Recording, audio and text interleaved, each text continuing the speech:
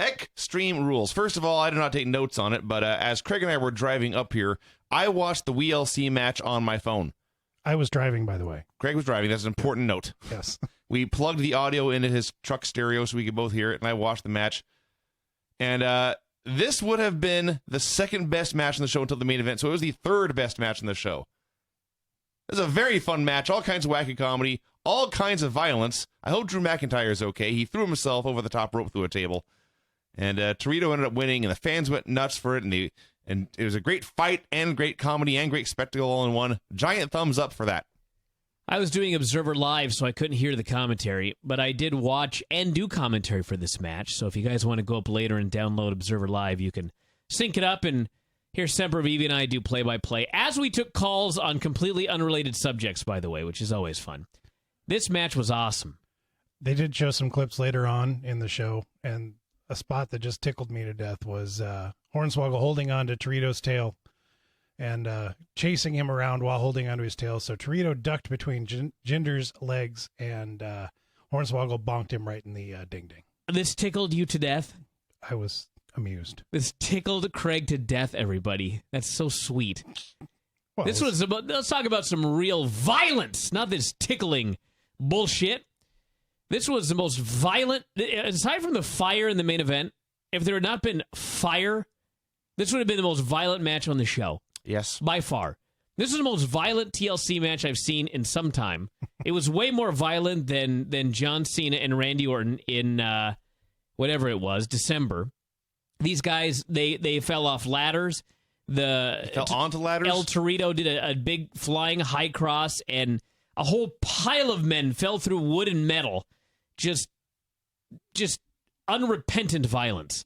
And finally, after all of this craziness, Torito just did a springboard senton, I guess it would be. Sure. And sat on Hornswoggle and pinned him. He went through a table as well. I thought this match was excellent. This is tremendous. Sold out monitor backstage, I was told. Everybody was excited for this match more than anything else on the show, as they should have been, as I was as well. Mm-hmm. And it very much paid off. So if you've not seen WeLC, I recommend you go up there and check it out. As Damien Sandow noted on Twitter, there's a direct quote, that pre-show, wow. Yes. Everything was little. They had a little announce desk. The little announce desk, the little announce crew of Micro Cole, Jerry Smaller, and JB Elf, who fittingly was very tall compared to the people he was working with. The little Michael Cole looked like mini Paul Bearer. It was funny because they didn't actually look anything like the men they were imitating. They were just short and had joke names. I do like Jerry Smaller, but I think I would have done barely Lawler. There was a mini referee, a mini ring announcer who was really pretty bad at that job. But what are you going to do? But all in all, enormous success. And the main show started. Really? All right. Come on. Was it that bad? RVD versus Jack Swagger versus Cesaro. Your basic three-way elimination match. They were lots of three-way spots, lots of guys getting in each other's way. Cesaro hit the giant swing on Swagger, and RVD broke it up with a kick to the face, and people booed RVD.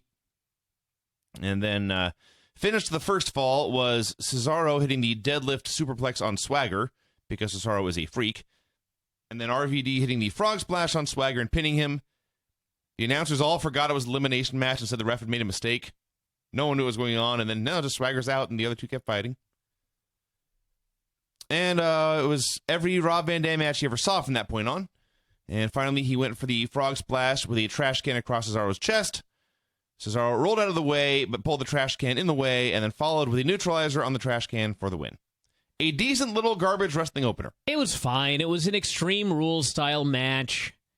Swagger, this was the finish, but the announcers were just out to lunch. They, at the beginning of the match, announced it was a one-fall match, even though everybody in the world, and Ed, by the way, Craig, your co-host Ed, is an idiot. Yes. Who is incapable of reading or listening. Or spelling. Everyone in the world apparently was aware that this was an elimination match, except for three people, Michael Cole, Jerry Lawler, and JBL, who were absolutely baffled when Jack Swagger got pinned. And then it was alerted to them, or it was, I guess they were alerted that, hey, It's an elimination match, fellas. So relax. So they went on to the rest of the thing, and it was fine. Cesaro got his big win. Not really anything else to say about it. I had no problem with it. Excuse me. Excuse me, Craig. I'll start again. Did we surprise you by doing the show? Yes. I didn't mind this match at all. I thought it was pretty good opener. And Cesaro just never ceases to amaze me with his impressive moves and strength. At one point, he hit RVD with rolling gut-wrench suplexes. Yes. He's very strong. He just a freak. And there's nothing wrong with this match. I thought it was a pretty good opener. This person here, Vinny, says, do you remember RVD in TNA? He looked 10 times better here. I guess I don't. Oh, God, he was horrible in TNA there at the end. All right. Everybody who goes to TNA just does nothing there. I realize that. Unless they become a wasp. Then they have fun. The doctors were checking on Daniel Bryan backstage. Stephanie arrived. She advised him for his own safety to forfeit the match tonight and hand the title over to Kane. Bryan, of course, refused, and he vowed to retain his title. And Steph said he was going to be Kane's bitch. Wow. Stephanie made no appearance whatsoever in the main event on this show. Bo Dallas hype video. I will admit, this was great. Especially the shot of like 24 people all giving a giant thumbs up. That was great. Alexander Rusev versus Truth and Xavier Woods. First of all, Lana dedicated the match to Vladimir Putin. They put his picture on the screen. The crowd chanted USA. I thought it was in 1982 for a while. Rusev took out Woods before the match, so it turned out to just be a one-on-one match anyway. We've seen many of these. Truth hit more offense than anyone has against Rusev so far. It was fine. And then Rusev, he tried the pay dirt. Rusev caught him with one arm and slammed him down. And then shortly thereafter, he won with a camel clutch. I like the camel clutch. I'm not doing it for myself here. No, you're not. And your rage is affecting your performance here. Lana ordered Rusev to kill Woods afterwards, and he hit him with a fall-away slam on the floor. It was probably Rusev's best match yet. It is not saying much. What was she yelling at Rusev? Get Woods? I hope not.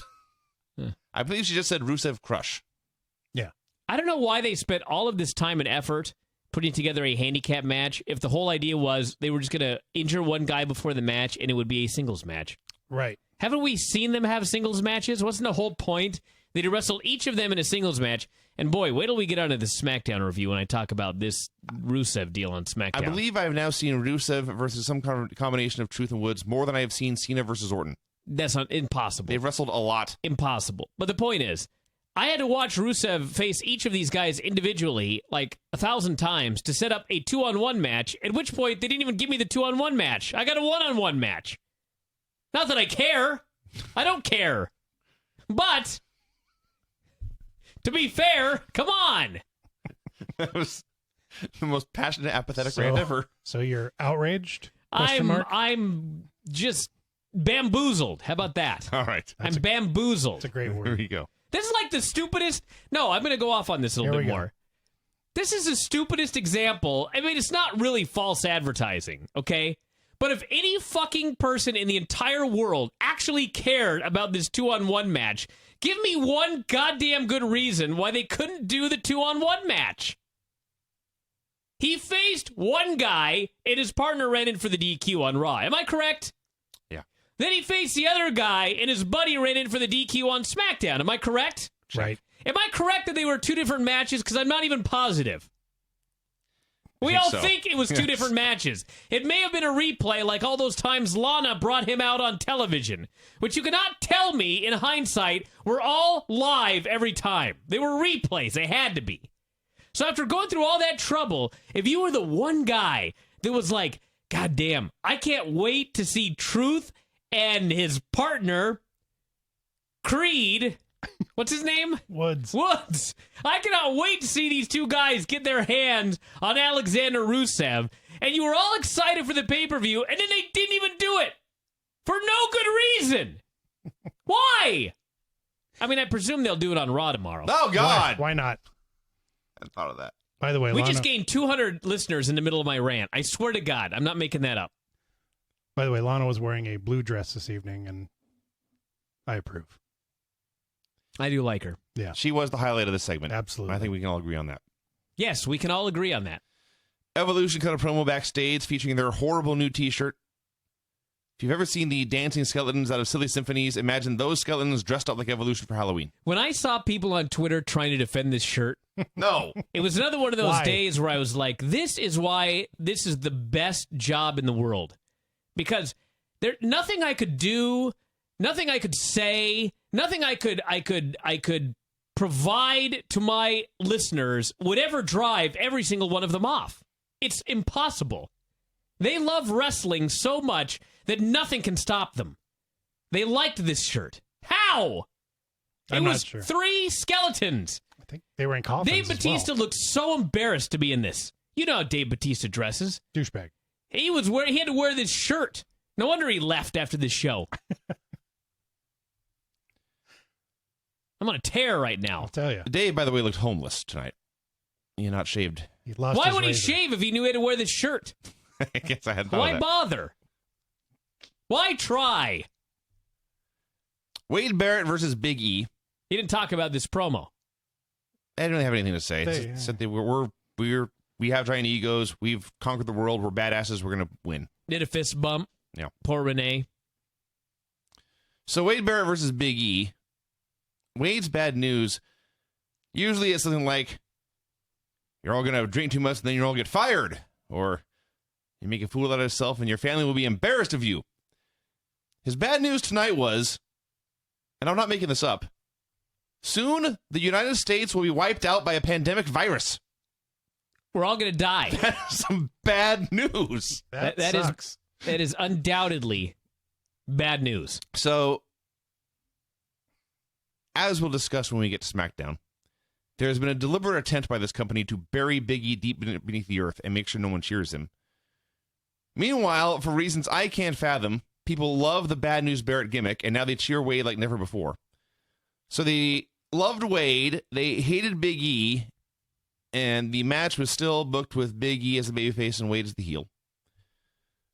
So Wade did some offense, nobody cared. E made his comeback, there was mild, soft, gentle booing. So went off way too long. E kicked out of Wasteland, and then Wade avoided a big ending. Big E avoided one bullhammer, but then Wade hit a second one and he won. Title change needed to happen, but that match was a failure. Oh, yeah? Yeah. Was it really any worse than any other Big E match that I've had to watch over the last month as they've decided to just absolutely kill him before taking the belt off It may have him? been better, at least this time somebody won. There was a terrifying spot where Big E had tossed Wade out onto the apron, and as Wade stood up on the outside of the ropes, Big E did a shoulder block to him through the ropes and to the floor, and they splatted, and I thought everybody died. Thankfully, nobody did, and this match was it was okay as well. I liked this little battle right here. I thought it was fine. I didn't think it was a great match. I didn't think it was a bad match. Yeah, it was fine. Yeah, What's it was wrong all with right. it? It was bad and boring. The crowd did hate it, but They loved Wade. They loved Wade Barrett. They went crazy for him. They booed Big When E. he came out, and then Big when E he did- won. In between, they made no noise. That was pretty much the story of the entire show. Well, that is true. I didn't mind this match. I thought I didn't mind it either, Craig. Give me a high five. All right. That's right. Friends. We're the new evolution, Vinny. So adapt or fucking perish, dude. I'll be the fat one. How noble. Like we were going to try to decide Well, between the two of us we which could've- of us would be fat. We could have drawn straws, I guess. I don't even know where this is going now. I don't know. Go ahead. The good news is Evolution then wrestled the Shield. Yeah, how could you hate this show with this match? This match was awesome. It did take a little bit of a while to get going. For a while, it was just kind of your average 6-man, which is not a terrible thing, but just the heels getting the heat in the guy, beating him up, and then a brief comeback. Then he cut that guy off, worked him over for a while. And then finally, it came down to started with a Roman Reigns hot tag. He made a great comeback, and soon bodies were flying all over the place. Everyone was brawling everywhere. Everyone was hitting finishers, and Reigns kicked out of a pedigree and an RKO, or at least he got hit with them, and then guys broke up the pin. Shield was flying everywhere, being a great team. Strength in numbers. I don't mean to interrupt, but just very quickly, if anyone is listening to this and the WWE post show, can you please let me know if our show is more exciting? because I just looked over and it literally looks like all 4 of them are about to fall asleep. So, yeah, hundreds of big moves. Hunter, Orton, Ambrose, and Rollins brawled way up into the stands and upstairs and then downstairs, and Rollins disappeared, and I could see where this was going, and sure enough, he did a New Jack dive off a balcony onto the pile, wiped them all out, and the whole time that had been going on, Batista and Roman Reigns have been peacefully laying in the ring, and suddenly they sprung to life, and Dave hit a spine buster. He went for the powerbomb, but Roman's escaped that, hit the Superman punch, and then the big spear for the win. Great match. Great pro wrestling match. Yep. The Shield as a unit got put over terribly strong, all 3 of them, and Roman Reigns most of all. Just excellent pro wrestling here. Batista is apparently on his way out. He got pinned clean in the middle here by Roman Reigns. Batista is not booked on anything, and he has not been booked on anything after tonight for a while now. But they were going to try to see, can we get Batista to stick around for one more month, and he'll put over Daniel Bryan at the next pay-per-view, and then he can go on his merry way. And Batista apparently put his foot down after doing the job to Bryan at WrestleMania, not wanting to do it yet again. So they apparently went back and forth all day, and at the end of the day, Batista put over Reigns, and he's out of here for a while. So, I don't know, I guess Daniel Bryan and Kane have to wrestle again, or we'll find out tomorrow what they do. But for a guy who's on his way out, Batista put this dude over clean as a sheet. It was a great little match. Seth Rollins in that tope where he fucking went headfirst into the dasher boards.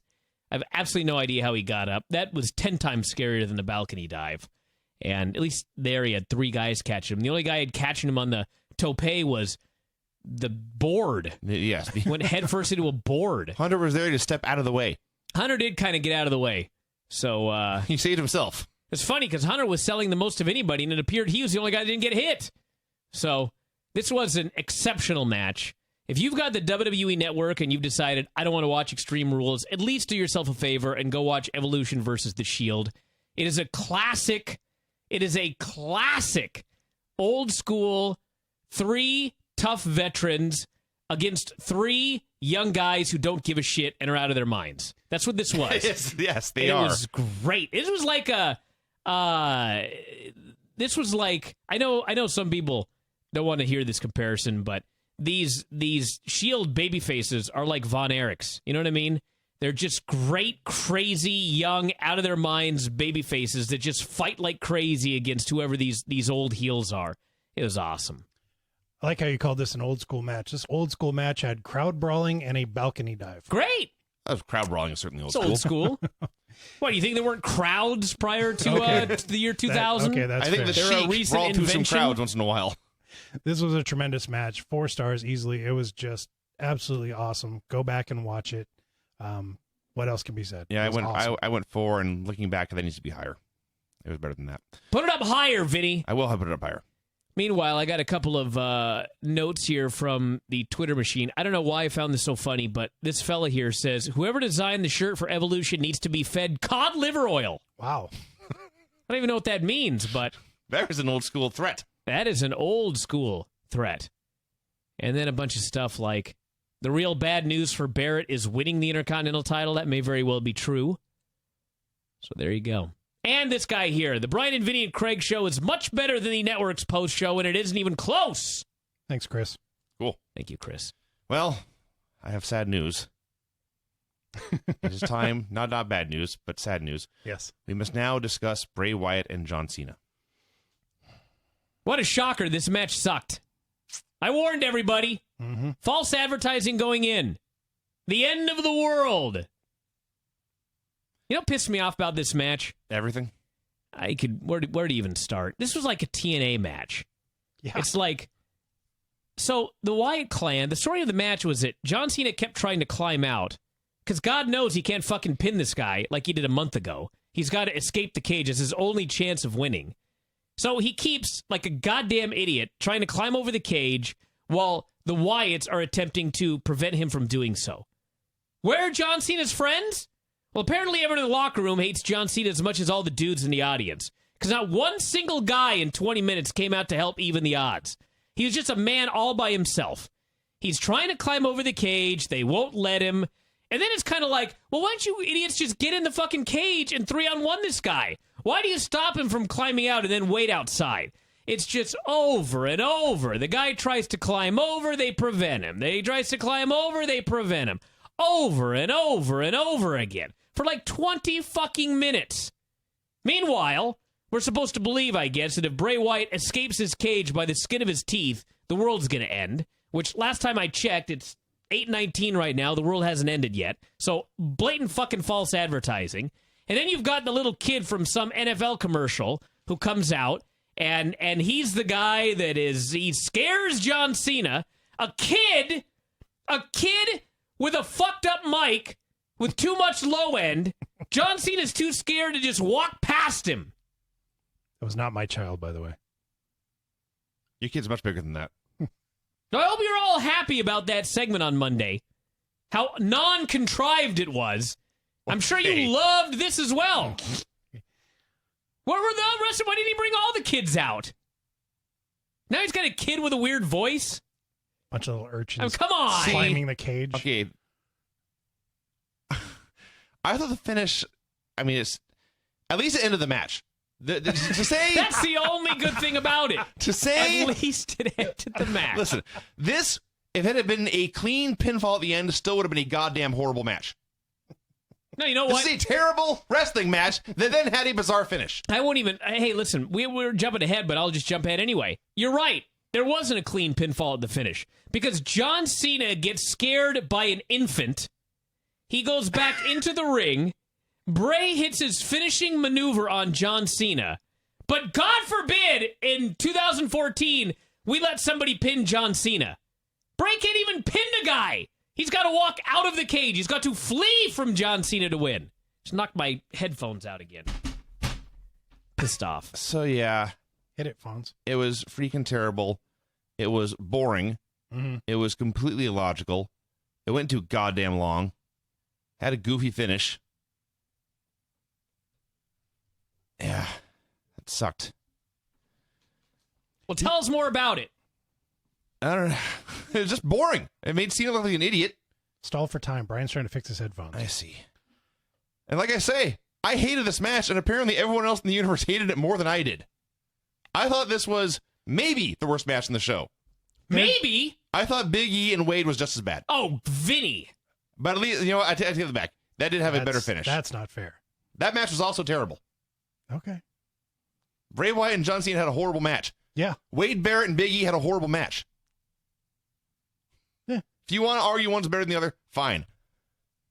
Apparently there is one cat on Twitter that said we're way overreacting and who said that? This guy JJ on Twitter. We're overreacting? That's what he said. Maybe JJ should look on Twitter and find out if maybe he's underreacting. Yeah, I mentioned this before. I went to our board, and people first started to agree with me, and then I like this more than most people. I saw a lot of negative star reviews, -3, -5, -4. I like the guy that gave it -3.5. It wasn't -4, but it was worse than -3. It was exactly -3.5 stars. That's an exceptional rating. People saying things like, I've hated this more than I've ever hated anything else in wrestling. Well, let's not go that far. I like the one guy that said this is Dungeon of Doom level bad. Yeah. Fuck that match. That about covers it. Paige versus Tamina. Actually, before this, they showed highlights of the WLC match, and at this point, that was the second best match on the show. Truth. Paige versus Tamina. First, we had Paige playing keep away for a while. Tamina finally caught her. I didn't realize this, but Tamina's like 36. Yeah, she's very old. She's been wrestling for a female wrestler, yes. Well, for any wrestler. But I don't know how long she's been doing this, but her offense was like all body slammer. And then all body slammer. Well, if you now find... all body slammer. Hey, you got a move that works. What do you need another move for? I suppose that's true. Keep doing it until it stops working? Yeah. All right. So Paige tried to run off the apron. Tamina blocked it, swung her into the barricade. They went up to top, and Tamina tried a Super Samoan drop. Paige turned it into a powerbomb. She made a cover. Tamina kicked out. The ref counted to 3 anyway. Fucking ref. Announcers were burying him as having a strange cadence. Tamina hit a spinning body slam for a near fall. Then she tried a super kick, but Paige caught the foot, and turned it into the modified Scorpion crosslock for the win. This was better than John Cena and Bray Wyatt. Oh, yeah? Yes. It still wasn't very good, though. No. It was worse than... It was fine. They tried. The crowd didn't care, but they were put in the "we're going to kill you" slot. Right. And yeah. And then we got, hey, more Bray. Bray came back. So we mentioned earlier, the kid's name is Little Johnny, by the way. Little Johnny. Yeah. Earlier, he'd been singing into a microphone, and that, as you noted, had like a, what did you say, the bass was too high? The low end was turned up a lot. Yeah. So he had no microphone here, but when he spoke, his voice came out the same. Oops. Something is terribly wrong with this young man. Well, at first, the funny part was when he first started talking, it was his real voice. Yeah. And then all of a sudden it got fucked up. Mm-hmm. So I was like, okay, so you're just like my headphones. You just got to hit the mic a couple times, it'll start working. That's how you fix things in radio. You hit them until they work, or you twist them. That also works in cars, by the way. And wrestling. All right, yes. You can't work, I'll hit you harder. Yeah. Daniel Bryan versus Kane in the main event. By the way, did you notice that Bray Wyatt claimed this was not one of Bray... Remember I was talking about how sometimes Bray Wyatt has great promos, and sometimes he just says a lot of words, and sure, he just has good delivery, but the promo itself sucks. SmackDown promo on Friday, I thought was an excellent promo. Mm-hmm. This promo was lame, especially since he said, I believe this was an exact quote, John Cena stands alone with the vanquished. Wait a minute. How's that possible? How can you stand alone with the vanquished? Maybe it was just him. Then you're not alone. Maybe it was just him that was vanquished. No, then he would have said John Cena stands alone, the vanquished. He said with the vanquished. That's a group. That ain't alone. That should be a faction. The vanquished. The vanquished. Bray Wyatt needs an editor is what he needs. Can we get I'm sure in his cult, I heard he's got a giant cult full of children and adults. There's got to be an editor there. Can't someone look over his promos and make sure that they're factually correct? Let's go on. Main event was Daniel Bryan versus Kane. I'm happy to report that here in this death match built around potential career-ending injuries and putting your hands on my wife and all that, they did not begin with a lockup. Daniel Bryan came out first, and then when Kane came out, Bryan went charging up the aisle to fight with this fucker. And then got beat up. Well, it didn't work out too well, but he tried. He used all sorts of plunder, a lot of chairs, a lot of canes. They prepped both announce desks, but didn't use them for a while. They brawled backstage. They brawled through the gorilla area. They brawled in the parking lot. Craig pointed out, hey, there's a 1980s Ford Taurus over there. Sure enough, soon the car was destroyed. They got slammed on it. They threw things through windows. They punched through windows. Then Bryan got a hold of a tire iron. He beat the holy bejesus out of Kane with his tire iron, and Kane was rendered unconscious. But even though this was an Extreme Rules match, it was not a Falls Count Anywhere Extreme Rules match. So then the pay-per-view main event turned into Slam City. Bryan laid Kane on a pallet. He got in a forklift. No license, by the way. Started the engine. Our own Redunbeck apparently is used to forklifts. He had a long critique on Twitter of Bryan's improper forklift technique. OSHA is pissed. OSHA's going to have a field day with this. Wow. So... You know, the stream died? Stream on the network has apparently died. Sheamus is very confused about his stream being dead. I'm completely astonished. I had absolutely zero problems. Yeah. Zero problems on awesome. Apple TV until the post show. That's good. Anyway. So he drove forklift back through the parking lot, back to the backstage area, down to the ring, down to ringside. He lifted Kane high up into the air. He tilted the little lever thing forward a bit, and it didn't go all the way, so Kane had to roll himself down, and the payoff for all this was Kane rolling himself down a pallet and landing on his feet in the ring and collapsing. Yeah. That was goofy. And then Bryan climbed to the top of the pallet, and the crowd completely forgave all the silliness, and they just wanted to see Daniel Bryan wrestle and win. And they started chanting, yes, yes, yes. They went absolutely nuts. This was proof to me they can do no wrong with Daniel Bryan right now. He had a giant headbutt off the forklift. Kane kicked out of that. Started hitting all the big moves. Bryan got him in the yes lock. Kane tried to fight free with the cane, fittingly enough. And then Bryan grabbed the cane and pulled it across Kane's face. And don't blame me for making this confusing. That's what happened. The announcers did not notice this, but that was the finish to the street fight Bryan had with Randy Orton a few years back. So Kane dragged his way free, and he managed to get Bryan through the announce desk with a choke slam. And then he pulled out a table, and he pulled out the gas can. He lit the table ablaze. Went to hit a choke slam off the apron through the flaming table. Bryan kicked him off. Kane went through the flaming table. Anonymous security guy ran over and doused him with a fire extinguisher. Kane recovered, rolled inside. Bryan immediately hit the knee plus for the win. Good main event match on the whole. And then Bryan's going up the ramp, celebrating with his belts. And then Kane sits up and sets off his pyro because they are going to do a rematch. Oh, yeah, I guess. I don't know. Probably on Raw. A couple things about this match. First off, the issue with the match to me, the match was fine, but you're only going to get so good of a match out of Kane. And the fans, they didn't care about the middle portion of the match because, again, it's Daniel Bryan versus Kane. I don't want to say I told you so, but I argued immediately after WrestleMania, why is Daniel Bryan's first feud with Kane? Kane debuted in 1997. Yes. It is 2014. As a complete aside, I had to... we drove up to the island yesterday, and long story short, we had to do it in a van because we had to move some stuff. And this van was a 1995 something or other. Okay, this thing looked like it was made of wood. That's how old it was. Okay, it's 2 years older than Kane as far as his wrestling debut. 1997. Some of you that are like me, my age, and Craig's age, and Vinny's age, you have all these fond memories of 1997. Guess what? 1997 was a long fucking time ago. So why Daniel Bryan's first big feud is with Kane?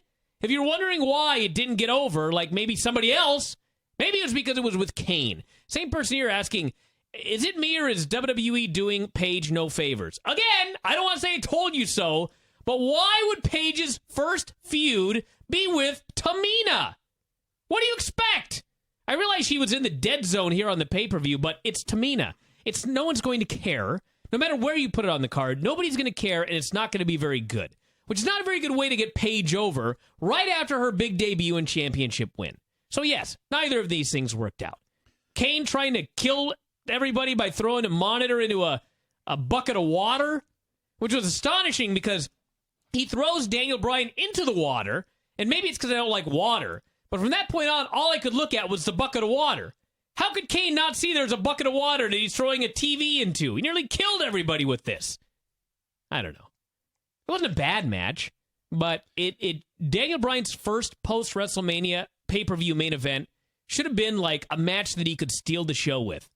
And you ain't going to steal the show with a match with Kane. He almost came did, very actually. close. Yeah, per low standards for the rest of the show. There was one match better than this on the show. I didn't have a problem with this match either. I guess my biggest complaint about the pay-per-view is there was no closure on anything. It used to be where, you'd watch Monday Night Raw and it would build to the pay-per-view, and then when the pay-per-view matches were over, then things would get settled. That's not true. Mostly. Sometimes. But it's like we got no closure in the Cena Wyatt match. We got no closure in the Bryan and Kane match. It's like we watched an extended episode of Raw and not a very good one either.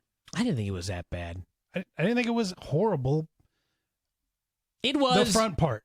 The front part was very good, and then it dropped off a cliff dramatically. Maybe it's because I only paid $9.99 for the network this month. That is true. And let me tell you something, everybody. I don't care what you say about this show or anything else. The WWE network is awesome. Flawless on my Apple TV. I did a Twitter poll at the beginning of the show, and there were some people that had problems. But I don't think one single person who had an Apple TV had a problem. I'm not making any money from Apple, but let me tell you, Apple TV is awesome. It looks great up here, except for that one glitch. Not a single glitch during the pay-per-view. I watched the pre-show during Observer Live. Looked awesome. Whole thing was flawless. Looked great. Sounded great. As good as a normal pay-per-view. And aside from my $9.99, I didn't pay a goddamn thing for it. So I have very few complaints overall about everything. Truth. I mean, come on. If I would have paid $60 for this, maybe I'd be on a complete tear right now. All right. But at the end of the day, it was $9.99. What's the big deal? It was fine. It wasn't sacrifice. It wasn't sacrifice. Hang on. Well, Shield, obviously the Shield match was better than anything on Sacrifice. Bryan and Kane was probably better than anything on Sacrifice, but other than that show was probably better than this one. Craig, did you watch Sacrifice? I'm going to have to go back and look at this thing. Why? I don't know. It's your job. No, it's not. I didn't have to review it for this show, so therefore I did not watch Rusev it. was lousy. Big E and Wade was lousy. Cena and Bray was very lousy. So the problem, Paige and Vinny, Snuka was is lousy. your negative review of some of these fine matches. Lousy? Come on. It's fine. Let's go watch them again. Let's go watch that Rusev match for the 400th time. Let's not get crazy now. My goodness. I can put it on right now. I got the network.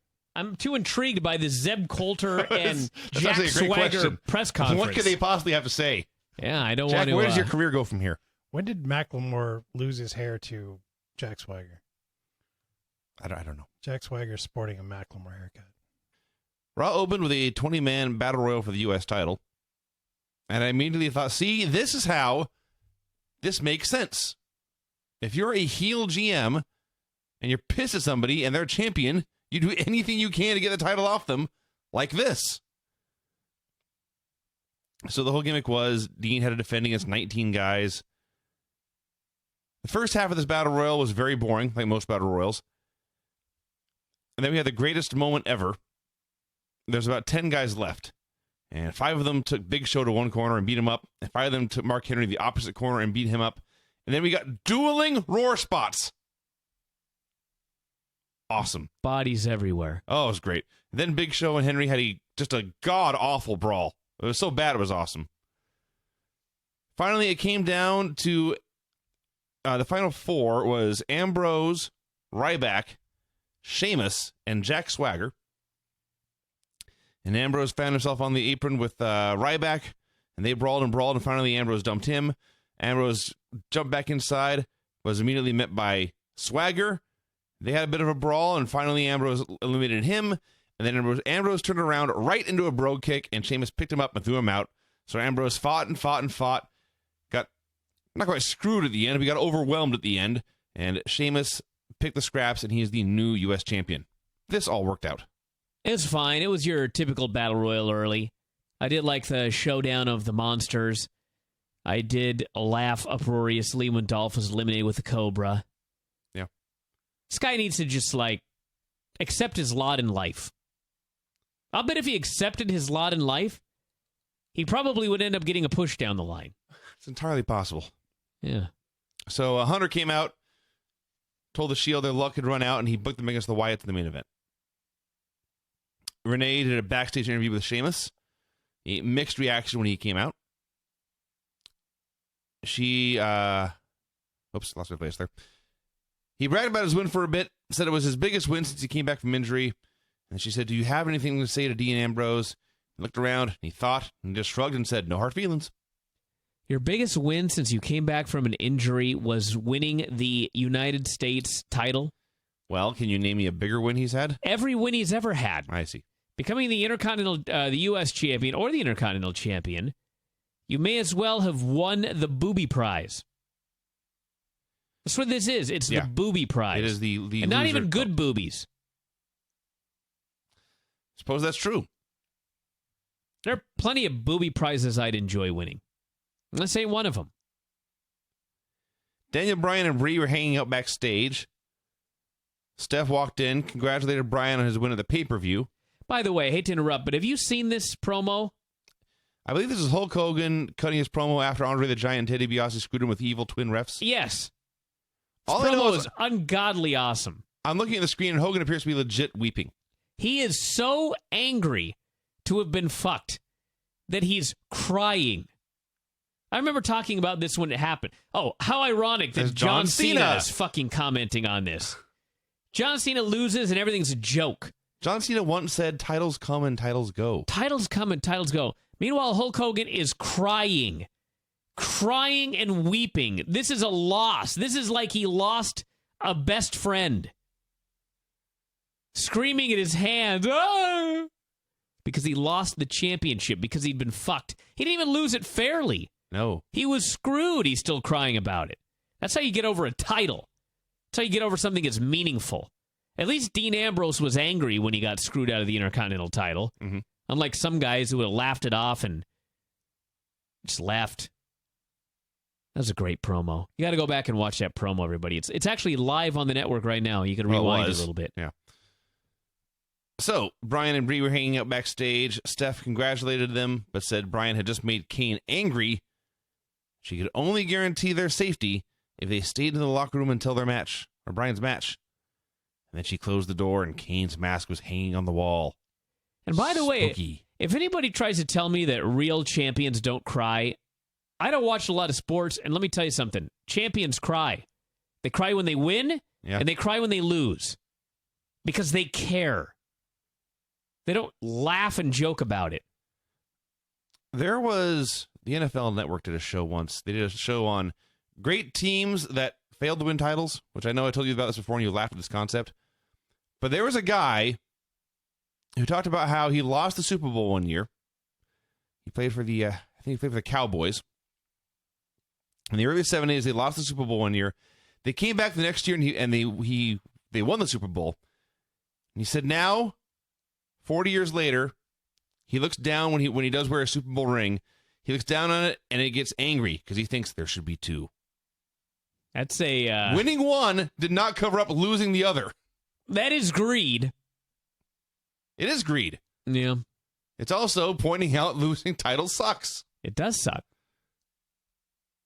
It does suck. RVD wrestled Cesaro in a match I have seen 8,000 times already. I'm not much into sports, but I have been doing jiu-jitsu for a long time. I've been grappling for about 9 years now, and I grapple 4 days a week.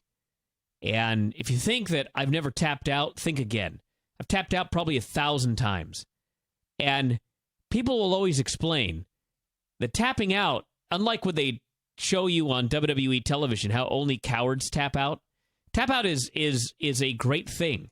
What is a tap out? Pedro Sauer explained this one time at a seminar. He goes, this is the greatest sport in the world. You can have a guy, and he does everything in his power to beat you. He fights, and he sweats, and he works like a crazy man, and he finally gets you in a position. Maybe it takes him 15 minutes of hard work. He finally gets in his position, and you go like this. And he has to let go. He says there's nothing greater than that in the world. So everyone should tap. You learn by losing. You learn by tapping. Tapping keeps you from getting hurt. Tapping protects you. But let me tell you something. It still sucks to lose. It sucks every single solitary time. It's another reason I get infuriated when I watch these fucking wrestling shows and wins and losses don't matter. It sickens me to the core. Where were we? This mask? I was past that. You want to say anything about the mask? No, it's stupid. Oh, there was more to come. Cesaro versus RVD in their best of 8,000 match series. Crowd didn't care about either guy. They called Heyman a walrus. They chanted for CM Punk multiple times throughout the show. So they're having this match, and I will admit, the more they wrestle, the better the matches get. Because you recall, the first 2 or 3 times they worked together, it was bad.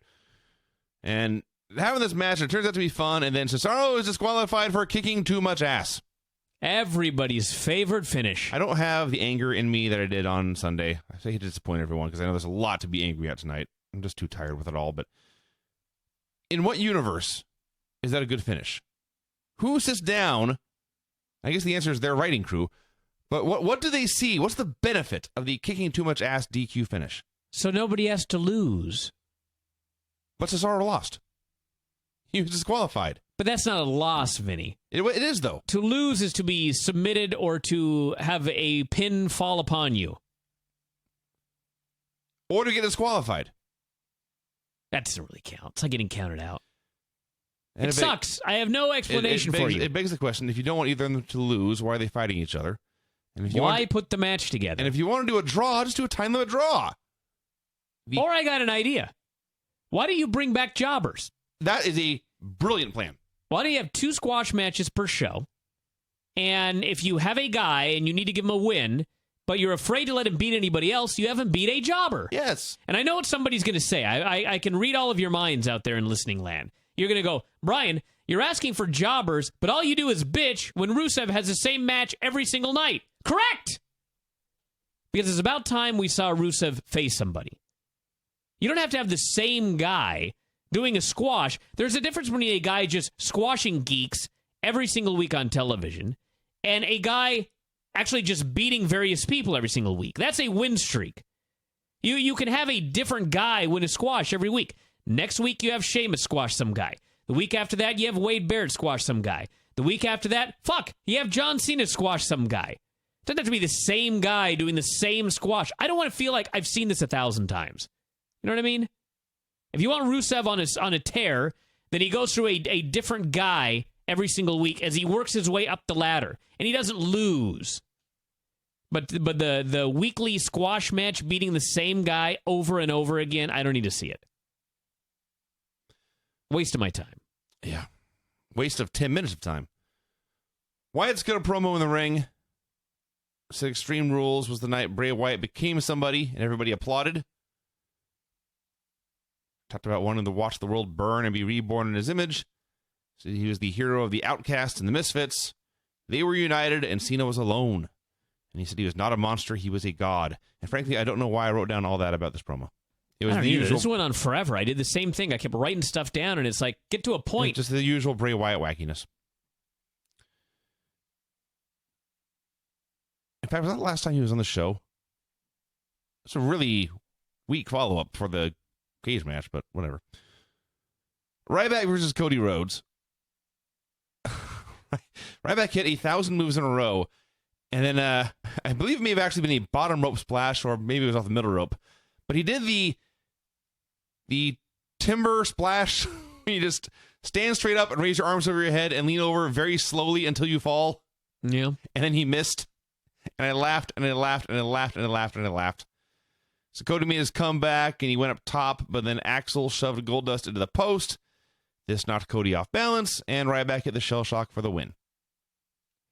I liked how we didn't mention this on Sunday, but, and by the way, he hit the post and it knocked Cody off balance. Yeah, I don't know if you've ever been on top of a post or hit one, but they're very sturdy. Yeah. The ring itself is a solid thing. I don't see this knocking Cody. I saw Cody being distracted by what was happening, and then he got caught. It doesn't matter. But the point of this is, there was a great spot on Sunday in the minis match. And by the way, I hate to get on this again, but there's some people who get very upset when I use the term midget. That's what they are. Well, actually, one of them is a midget, and one of them is a dwarf.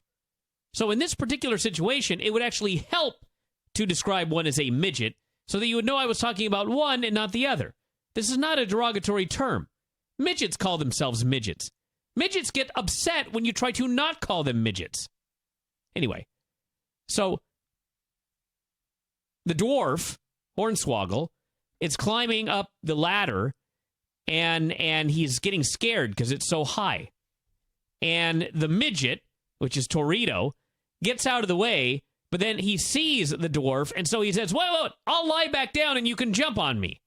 And he lays back down, and Hornswoggle jumps, and he moves. I love that spot. That was a great spot. I'm easily amused. Bree and Bryan were still in their room. The lights went out, and they freaked and ran away. The camera showed that Kane's mask was now over a candle like a jack-o'-lantern. So they ran into Steph in the hallway. Steph pointed out they were scared of the Demon Kane. That's their new one, the Demon Kane. One word, 4 syllables, the Demon Kane. This was awful. She said, if you're scared, I can have your car pulled up. You two just stay put. Los Matadores. You know, when Stephanie is like a corporate shrew, and her role is to spout corporate gobbledygook, she's very good at it. That's why you enjoyed her the other week when she was with Hunter. When her and Hunter were an awesome, evil, heel ownership couple. Yes. When she has to do, like, real dialogue, and they give her this corporate gobbledygook, like, In what fucking universe would Stephanie McMahon, in a situation like this, repeatedly refer to this man as the Demon Kane? Yeah. I mean, come on. Yeah. If you're out there playing Don King and you're trying to promote at the pay-per-view, it's going to be your world heavyweight champion, Daniel Bryan, against the Demon Kane. That's one thing. But when you're having a casual conversation and it's like, hey, Vinny, did you see the match with the Demon Kane the other day on Raw? Wasn't that something else? You sound like an idiot. Hated this. The Demon Kane. So, Los Matadores and Torito came out for a Cinco de Mayo party. Made jokes about Spanish accents. They threw candy to the crowd. Thank God 3AB came out to break this up. Jinder ordered them to speak English. Crowd chanted USA. They tried to make peace, but Hornswoggle hit Torito with a sucker punch. Brawl broke out. Torito hit Hornswoggle with an airplane spin. Cole said that Torito's the strongest guy in the world then. That was funny. And the babyfaces threw more candy to the crowd. Crowd liked the candy. Crowd liked chanting USA. Crowd hated the Dirty Foreigners. An unpleasant segment to watch. Yeah, the Dirty Foreigners who were the baby faces. Yes. Did you see that on SmackDown they do the exact same match with Kofi and Rusev? No. I may actually banish that show from our watch list at this point. Really? That's what it's going to take? It's getting close. My time is valuable. So is mine. I don't need to see Rusev. Now I'm getting angry again. Well, I haven't banned it yet, Vinny. Relax. So you're going to be angry if you have to watch it, but also if I don't make you watch it. I'm going to be angry because either way, it's a power trip on your part. What are you talking about? Because I said we should stop watching this show, and I listed 5 or 6 good reasons, and you shot it all down. But then the first time there's something you don't like, show's off. Well, Vinny, the reality of the situation is it's a gimmick, and we have to watch it one way or the other, no matter what I say. I see. It's talking out of my ass. Didn't we talk about this last week? We might have. Had a Bo Dallas hype video. I believe he claimed that he was inspiring troops who had to leave their families. Kofi Kingston versus Alexander Rusev, in fact. It was a short, competitive match. Not a complete squash, but Rusev won clean. And they're still putting Putin on the screen every time Lana comes out to get more USA chants. All right. Here's where things got really stupid. I mentioned on Twitter that the Key and Bryan stuff was some of the worst things they've ever done in the history of the show. Maybe I exaggerated a little bit. Maybe I have... Maybe not. I don't know. But I will say, part of it includes this segment. Because this segment may have been stupider than the later one. All right, there's a car there. Daniel opens the passenger side door and Bree climbs in and Daniel closes the door. And then Daniel gingerly, cautiously, warily walks around to the other side of the car, looking over his shoulder the entire time. He gets in, and he shuts the door. And then suddenly, for no reason, and apparently unbeknownst to them, there was a cameraman in the back seat. Yeah. Maybe it's a Total Divas cameraman. They didn't acknowledge him. They were getting ready to leave. When Steph arrived, she spooked them. She said, after saying that she could get Bryan his car, she said Bryan had to wrestle tonight or he would be in breach of contract and she would have no choice but to strip him of the championship. So he grabbed Bree, he grabbed his belts, and he left. And you're mad because there's a cameraman in the back seat? That's the least of our problems. That's a high on the list. Is Daniel Bryan aware that he fucking beat fucking Kane the fucking night before? What is he afraid of? You beat him in the middle of the ring, clean, after pushing him through fire. What are you afraid of? Don't know. And if you're that afraid of him, just say, here's your belts, Miss McMahon, and drive away. You didn't need to be in danger. He's also dumb. But yes, I do feel the cameraman was the dumbest thing. I'm sticking with that. So, he wrestled next. It was Daniel Bryan versus Alberto Del Rio. It's the most boring match Daniel Bryan has had in months. It was still the best thing on the show. Announcers were asking where the Demon Kane was. Went on for a long time to get better at the end. And finally, Bryan reversed an armbar into the yes lock for the win. And this crowd came to this building for one thing tonight. They wanted to cheer Daniel Bryan. And they loved this to death. They're all very, very happy. And then Kane's pyro went off. And Daniel and Brie ran for their lives. Mm-hmm. Bryan is now a complete coward. Now, people have defended this, Vinny. Mm-hmm. They've said Daniel Bryan wasn't running away. Daniel Bryan was making sure his girlfriend got away. Now, first off, later on in the show, when Daniel Bryan drove off and Kane's body went flying and they thought he was dead, Daniel Bryan got out of the car and he went over to check on Kane's dead body, and Kane did the zombie sit-up. And explain to me, everybody, what Daniel Bryan did then. I'll handle that for you. He ran away. He ran like hell. He ran for the hills like a coward. If Brie had gotten out of the car, I believe Bryan would have driven off in the car and left her there.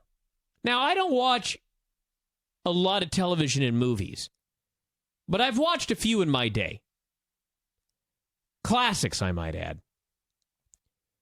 If there's a hero and his girl is there and the big scary monster is coming after them, what does a real hero do? Does the real hero run away with the girl? Or does the real hero say, and you can imagine this in your head because it's done a million fucking times, get in between the girl and the monster and say, go, go, go. Yes. And then go get the monster. Yes. That is what the hero does. The hero doesn't run away. So there's no defense of this, in my opinion. So they ran backstage. They ran in the car, and then you'll never guess what happened. Damn the luck, it wouldn't start. And here's where I thought, oh God, we are getting a horrible horror movie here on Raw. So Bryan jumps out of the car. He lifts the hood. Now, because he's lifted the hood, we can't see what's in the car. All we can see is Bryan looking at the car parts and Brie in the front street saying, fix it, fix it, fix it.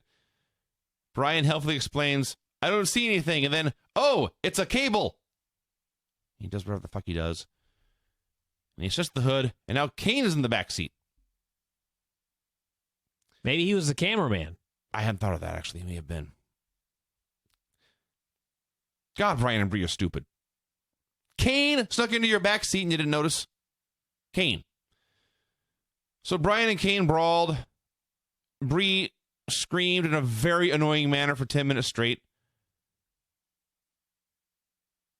Eventually, Bryan fought Kane off. He got in the car. He tried to drive away. Kane was on top of the car trying to get at them through the sunroof. Why was the sunroof open? So Kane's on top of the car, and Bryan speeds away, and Kane falls off. This was not shown perfectly clear. I would like to assume they had all kinds of safety measures in place. But Jesus Christ, people. You could have fallen off a car and gotten really fucked up bad for this stupid skit. So when they cut back, he's now just lying on the ground. And Bryan is concerned. Oh no, I may have killed the monster who was trying to kill my girlfriend. Oh no. And then Kane sits up and Bryan jumps back in the car and drives away. This was horrible. This was... my God. I love in the storyline, too, that Kane didn't, go under the hood and cut a wire. He just unplugged what was apparently a very obvious wire. And so Daniel Bryan just plugged it back in. The car worked. It's incredible. I guess that's probably the least of our problems, huh? I don't know. There's a million things we could pick up on here. He could have slashed their tires. You know what I would like to have seen? I would have liked to have seen if Kane would have crawled headfirst through the sunroof. Then what? His feet waving in the air. You know what I mean? Why did they even worry about it? Just like Kane trying climbing through the sunroof. That would have been great comedy. Great, you're halfway in, Kane. Now what the fuck are you going to do? Actually, it would have been funny if Kane crawls... Tickle him, Brie! Kane crawls in upside down the sunroof, and then they leave, and now Kane is stuck. Yeah. He just get out and walk away. That's how he was going to get him. He was going to climb into the sunroof so that the three of them would be in a car together. Oh, no! Dude ain't got no weapon. He's just a guy in a costume in the car with them. Who cares? That would have been 10 times better than what they did. Sucked. Big E wrestled Wade Barrett. Wade had bad news to the fans. They were ugly. Crowd chanted for Barrett a little bit, and they chanted much louder for CM Punk. And Wade won with the bullhammer. It occurred to me here, why is Wade a heel? You could say that he cuts promos insulting the fans, but he's funny and the fans all love his promos. Then he takes on all comers and kicks their asses and wins clean all the time. All you have to do is give bad news for the other guy. Yeah. At this point, what makes Wade Barrett a heel? Nothing. I got bad news for you, Biggie. No wonder there's no heat for any of his matches. John Cena's got a new lifting partner. Does he? Yeah, Cesaro. Oh, there you go. They played a B&V show song on Raw. It's awesome. Not literally, but the same idea. They took Mr. T's speech from the Hall of Fame, talking about how much he loved his mama, and they dropped it over a generic beat. Voila! A music video. This was phenomenal. It was great. Jack Swagger and Zeb Coulter came down to the ring. Had a list of people they wanted deported. Out came Adam Rose and his entourage. I believe one of them was JTG with a shaven head. Crowd was singing along with the song even after it stopped playing, so that's a good thing. So he came out, pranced around a bit. Zeb and Swagger had no idea what to make of him. And Swagger charged but got dumped out of the ring. And then Rose's entourage all got in the ring for a conga line. So it's not exactly Chris Jericho coming out to challenge The Rock, but it was a success. I guess. It looked like nobody cared. They're singing a song. A few people were singing a song, but like they're having a party and everyone in the crowd's just sitting there. To be fair, this crowd hated everything except Daniel Bryan and Wade. And actually, by the end of the night, the biggest stars were Daniel Bryan, then a huge gap, and then CM Punk, and then Tables. The Tables chant in the main event was louder than anything else. Main event was Shield versus Wyatts. Not in the same universe as the matches they used to have. It was a fine Raw main event. So they set up for the triple powerbomb on Wyatt when Evolution appeared. A giant brawl broke out, and Shield was holding their own, but finally they got overwhelmed, and Wyatt pinned Reigns with Sister Abigail. And then Evolution beat up the Shield a lot. Reigns made a brief comeback, but got RKO'd, and then they hit him with his own triple powerbomb. Thought it was a great angle and a great finish to build to the rematch. Fun main event. Good finish. Lousy show. How pissed off I am that they won't pony up enough money for Batista to put over Daniel Bryan at the next pay-per-view before he leaves. That would have solved this problem with Kane. Yeah, it would have. I guess to be fair, I mean, Payback wasn't supposed to be Daniel Bryan versus Kane. This was supposed to be over when Daniel Bryan hit him with the knee and pinned him. But it's Big Dave Batista's fault that he said no, and so now we've got another month of this crap. Hopefully it ends at, it has to end. You know, I could probably, give me an hour, I could think of maybe literally 100 ways to rebuild Kane as a challenger better than what they're doing. An hour? How about 1 minute? 100 is a lot in a minute. Beat him up, beat him up, beat him up, beat him up, beat him up. You want me to keep going? All right. Yeah, there's some good, some bad, and some ugly on this show. What do you want to do? Let's play a song here. I wish I had that Mr. T song, but I can't find it. By the way, somebody has predicted, you can all write this down right now. Someone has predicted that Adam Rose's rabbit will end up more popular than Adam Rose. All right. It's possible. Just keep that in mind. Someone here is asking on Twitter, I was told by someone in attendance the crowd sang the song. Yes, I pointed that out. The crowd was singing Adam Rose's song. Yeah. All right, what do I got here for a song? They were singing a song, but I expected better. It was not the best crowd in the world. I'll give them that. All right, here we go. I am Magneto, the master of magnetism. Magneto. Magneto. Magneto. Magno, dude. Magneto. Magneto.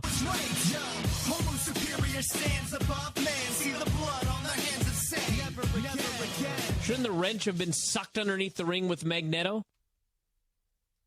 So apparently on Dolph Ziggler's Twitter, he is saying that the rabbit is Zack Ryder. Dolph is saying this. Yeah. Interesting. Dolph is like determined to fuck up his own career. You know what I mean? Like, why would you do that? I'm not sure who is helped out by Dolph pointing this out, but it's not himself. It's not himself. So yeah, the rabbit probably will get over. Maybe the rabbit will be a guest on Zach's show. That's possible, actually. All right, let's continue on. What is it? Monday Night Raw. Monday Night Raw. Wyatt's opened the show in the ring for a promo. Bray was ranting about some mean teacher he'd had as a child. As far as I know, this may have been true. He declared that he was, in fact, evil. He's going off about how Luke Harper was going to destroy John Cena tonight when Cena's music played. So Bray sent his giants up the ramp, but then, of course, Cena zoomed in from the other side, dropped her with an AA, and then the giants returned to the ring, and Cena ran up the ramp, and that was that. I endorse these new short segments opening Raw. They don't always have to go 20 minutes. What a coward, though. Cena was such a jerk here. He's a jerk and a coward. That's what he was. I don't approve of this behavior. They updated Daniel Bryan's condition, said he would return to Raw in the future. A fine update. That is a quote, in the future. That's not very specific. Cesaro versus Sheamus. They were in London, and the crowd they liked what they liked, and they liked Heyman. And as he was giving his promo, the Undertaker spiel, the crowd was chanting along word for word. So he played with them for a bit. Had a long match. Two big guys hitting each other, always a good time. Cesaro hit his deadlift superplex on Sheamus, who was enormous. And the announcers didn't do nearly enough to put this over because they were too busy telling jokes. That annoyed me. Went on and on for a long time. Heyman distracted Sheamus, and then Cesaro hit a slow bridging German suplex for the pin. Cesaro was ridiculous. He's a very powerful man. Yeah. So, yes, Sheamus wins the U.S. title, and he's already losing matches again. This belt is cursed. You know, somebody on the board, I don't like to address the board critics, but somebody wanted to know why I was so sarcastic about Sheamus losing this match. I can't remember what they said, but I remember reading that, and every now and then I read something that somebody writes on the board, and I have no earthly idea what they are possibly listening to. I raved about every single solitary thing about this match last night. The match was great. Cesaro was great. Sheamus was great. The finish was great. The post-match where Cesaro offered a handshake and then just blew him off was great. Sheamus' reaction to it was great. Every goddamn single thing about this was great. Can I make myself any more clear? Am I going to have to go on the board tomorrow and read about how I picked apart this match? I don't know. It was strange behavior by Sheamus, however. I thought the star of the match was actually Paul Heyman. He's always the star of the match. He was often true. Unreal. And the crowd just ate it up. I love European crowds. I like that they can't just have a challenger beats a champion, and therefore, that you would think that'd be enough to build to a rematch. But no, they also had to make it personal with the handshake gimmick. And Sheamus came off like a complete geek. He was a geek. They announced that Shield versus Evolution at Payback would be no holds barred and elimination rules. They showed last week's Shield angle. Then Roman Reigns' gaping head wound suffered on the European tour. Yeah. He basically got a third eye that was larger than his actual eye. He got stitches to cover that up. Or as they refer to it when this happens in UFC, a vagina. Well, yeah. I didn't use that term on Raw. peachy. Had a bit with the German announce desk. I would rather listen to the German announcers than the regular announcers. They had a beat the clock challenge for a title shot against Bad News Barrett at Payback. I believe by the end there were only 3 matches in the series. Could be wrong. The first one was Big E versus Ryback. Not a lot of heat. Crowd chanting for Goldberg and also for Zack Ryder. Big E hit Ryback with an overhead belly-to-belly. He's also very strong. And he got the win with the big ending at 5:02. 5:02. It is amazing that 5-minute matches now seem long to me. You know, I was thinking the exact same thing. I watched this match, and this was the longest 5-minute match of all time. Am I the only one? Nope. My God, it just felt like it went on for like 25 minutes. And then they announced 5:02. And I was like, did I get taken up by aliens? Missing time episode right here? You may have. Did you notice Ryback's ring gear? No. It looked like he slipped in an automotive department. The back of his singlet was just covered with filth. Filth? Filth. What does that mean? Slime? Oil? Apparently he only brought one change of gear for the whole tour. Goodbye. Well, yeah, that's entirely possible, actually. Fandango versus Truth. Truth came out with the Funkadactyls. Fandango came out with Layla. Then before the match could start, Summer Rae made her big return. And there was tension. And we all expected her to slap Fandango, but then she grabbed him, gave him a big ol' smooch, got into a brawl with Layla. They were separated. Fandango left with Layla, but he also shot a few longing looks back to the ring at Summer. Summer broke his heart on Total Divas. Yeah, but then she also serviced him here. Serviced him, you She say. kissed him. And he enjoyed it. He enjoyed the kiss. All I know is there are crappy gimmicks, and there's gimmicks where Layla and Summer are fighting over you. I call that gimmick a winner. I'd say this guy is... Whatever's gone on with him over the past year, he's getting paid back in spades now. I got to say that the Funkadactyls had a great act with the fat guys. I missed them. They had a dance routine that they did. There was the music. So now they're coming out with Truth, apparently. And this just is not working. Truth raps. They're supposed to rap along with them. It just doesn't work. They've got to do his dance. Let's think about this for a second. Yeah. They're not shaking their ass. They're doing Truth's dance. This is a fail. Their outfits were They always big, are, Craig. big thumbs up. They always are. Their seamstress is outstanding. MVP of the company. Stephanie McMahon came out doing Daniel Bryan's entrance. She put him over in a phony manner and then announced via a Bad News Barrett video that she had some bad news. She said she might strip Bryan of the title and give it to Kane or Wade or Batista or Hunter. Finally, she said, I'm not going to do any of those things, but I am going to order Bryan to appear on Raw and do the right thing and surrender the title himself. And that was that.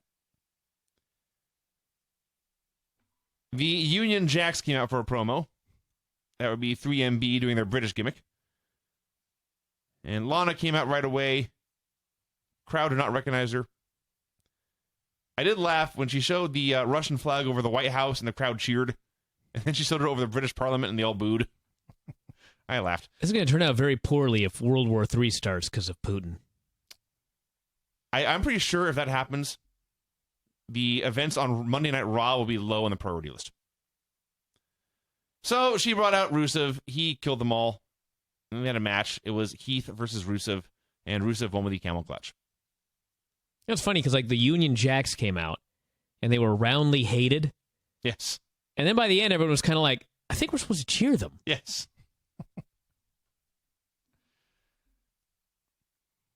Michael Cole was going over the shows on the network, and it mentioned the, quote, critically acclaimed Legends House.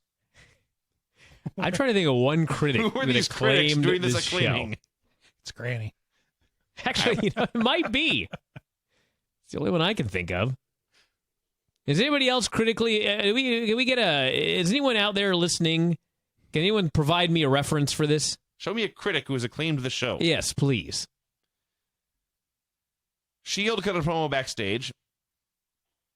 They just put emphasis on Roman's eye injury, and Rollins said that his loss on SmackDown was due to his own mistake. He would not make that mistake again in their rematch tonight. Another Beat the Clock match, Alberto Del Rio versus Rob Van Dam. Oh, my God. Was I the only one that thought this was like the worst match of 2014? So horrible. It was very bad. Oh, my God. Somebody had a good explanation for this Rolling Thunder fuck-up that happened repeatedly. Twice. Their theory is that Del Rio didn't know where to fall. He was supposed to fall closer to the ropes, but he fell in the middle of the ring, and so RVD didn't have enough room. That's his theory. He fell close to the ropes, and Van Dam should have hit the far ropes, come back and done the Rolling Thunder. All I know closer is to that the every ropes. time Del Rio took the bump, RVD hesitated, but then went to try it anyway, before apparently realizing in the middle of it, it wasn't going to work. Yeah. So the first time he just did a leg drop and sat right on Del Rio's head. I can't believe that. That looks so bad. And then the second time, Del Rio screamed, "Do it," or something like that. I don't even know what he screamed. And so RVD jumps in the air, does a flip, and lands on him. It wasn't Rolling Thunder. It was just Falling Thunder. Thunder. It was just Thunder. It was kind of amazing. Rob Van Dam's doing that spot for like 20 years now. Mm-hmm. And this is like the first time anyone had gotten it wrong and he had no idea what to do. How is the weed in the UK? You're asking me? We have UK listeners. I don't think that was the problem. You don't think so, huh? No. Okay. They just had a horrible... I think they just had a horrible everything match. they did together sucked. So Every last And single they've been thing. in the ring together numerous times. Not enough. Or too much. often. I can't decide. Last night was too much. So finally, Rob ducked a super kick and hit a schoolboy for the win with 47 seconds to spare. They, honest to God, tried to get it to be 420. I'm not kidding. Yeah. But they fucked it up. Like everything else. It's another thing they screwed up. So Rob Van Dam had cut a pre-match promo saying that he needed to win the title so children would have somebody to look up to. I was going to Del Rio saying that. He needed to win the title so children would have somebody to look up to. And then he lost here. So now the children have no one to look up to. I feel sorry for the kids. That's what you got out of this segment? It was a horrible match. Renee interviewed Cena backstage. He said he still had the Usos in his corner and they stepped up. He said Bray had followers all over the world, including here in England. This week, that didn't seem to bother him. For months now, it's been Bray's message is spreading. He's gaining new followers. This evil man is corrupting people. And now it's just, he's got his fans, I got mine. Then he and the Usos started beating their chest and singing. I don't know if this is like a movie reference or something. It was a Wolf of Wall Street reference. I did see that movie. Yes. It was stupid. Yeah, this sucked. They all look like idiots. Yeah. That's right. I remember that now. I knew I could, it looked familiar, but anyway. I think it would have worked if it were like three dorky heels. If 3MB had done it. Yeah, exactly. But three baby faces, they just look like fools. I was sickened by this display. Sickened, Craig. I heard you. Evolution had a group pep talk backstage. We got Seth Rollins versus Batista. So they had announced, I forget their exact wording, but all wrestlers have been banned from ringside. So no Shield and no Evolution. So they announced that Triple H has named himself the guest ring announcer. So now he can be out there. And then Hunter announces Orton as guest timekeeper. So now he can be out there. So, okay. I'm fine with this was more clever than just Hunter going, my guys are allowed at ringside and yours aren't. Sure, because it was a swerve. Hey, you know what? I was fine with it at that point. He thought he had found a way to get his guys outnumbered. And he's the COO of the company, so he can do stuff like this. Then Seth just says, my guys are guest commentators. Yeah. And there was nothing to be done. That was stupid. Well, they did explain it. I guess Seth has power now? No, Brad, they That's right, they did say that. talked Brad Maddox into doing it as they gave him a beating, They gave him a apparently. solid beating. They did say that, yeah. So is the usual 47 people in charge of one show. The good news is Dean Ambrose was on commentary. Dean is awesome.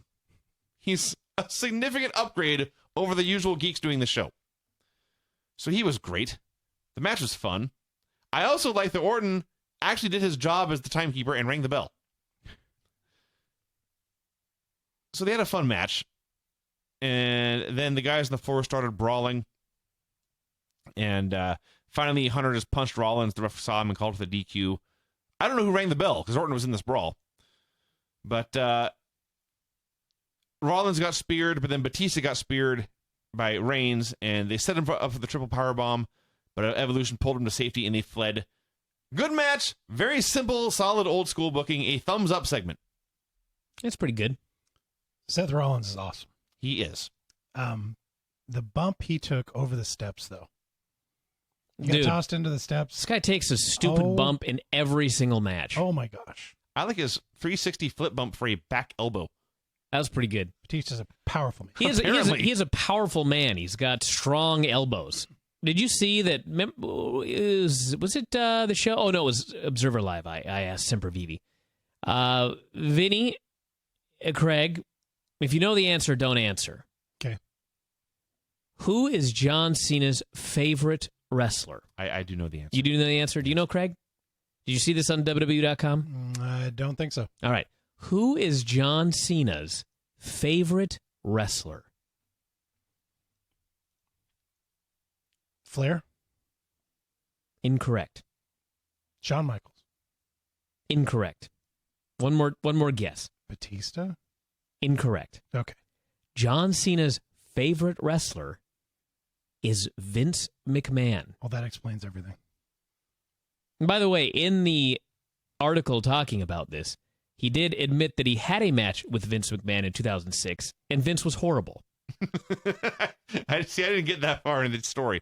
I just saw it because it's asking a bunch of guys, who is your favorite wrestler? I think his exact reaction is Hulk Hogan and no, wait, Vince McMahon.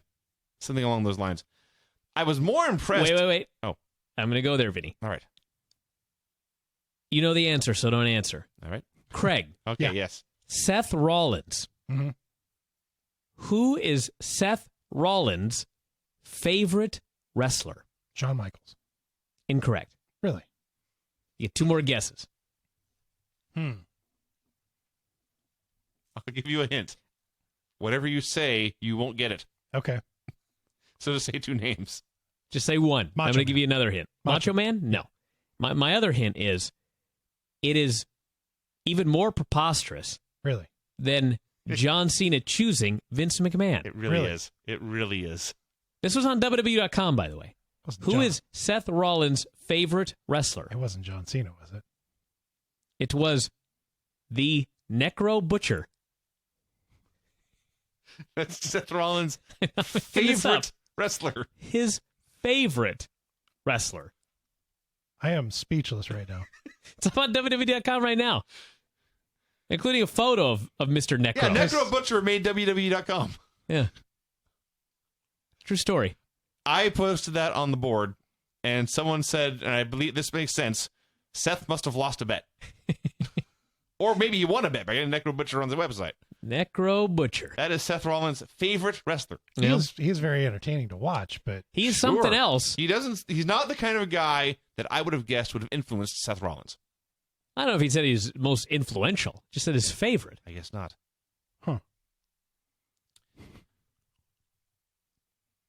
So Alicia wrestled Paige. Paige came out to a huge ovation.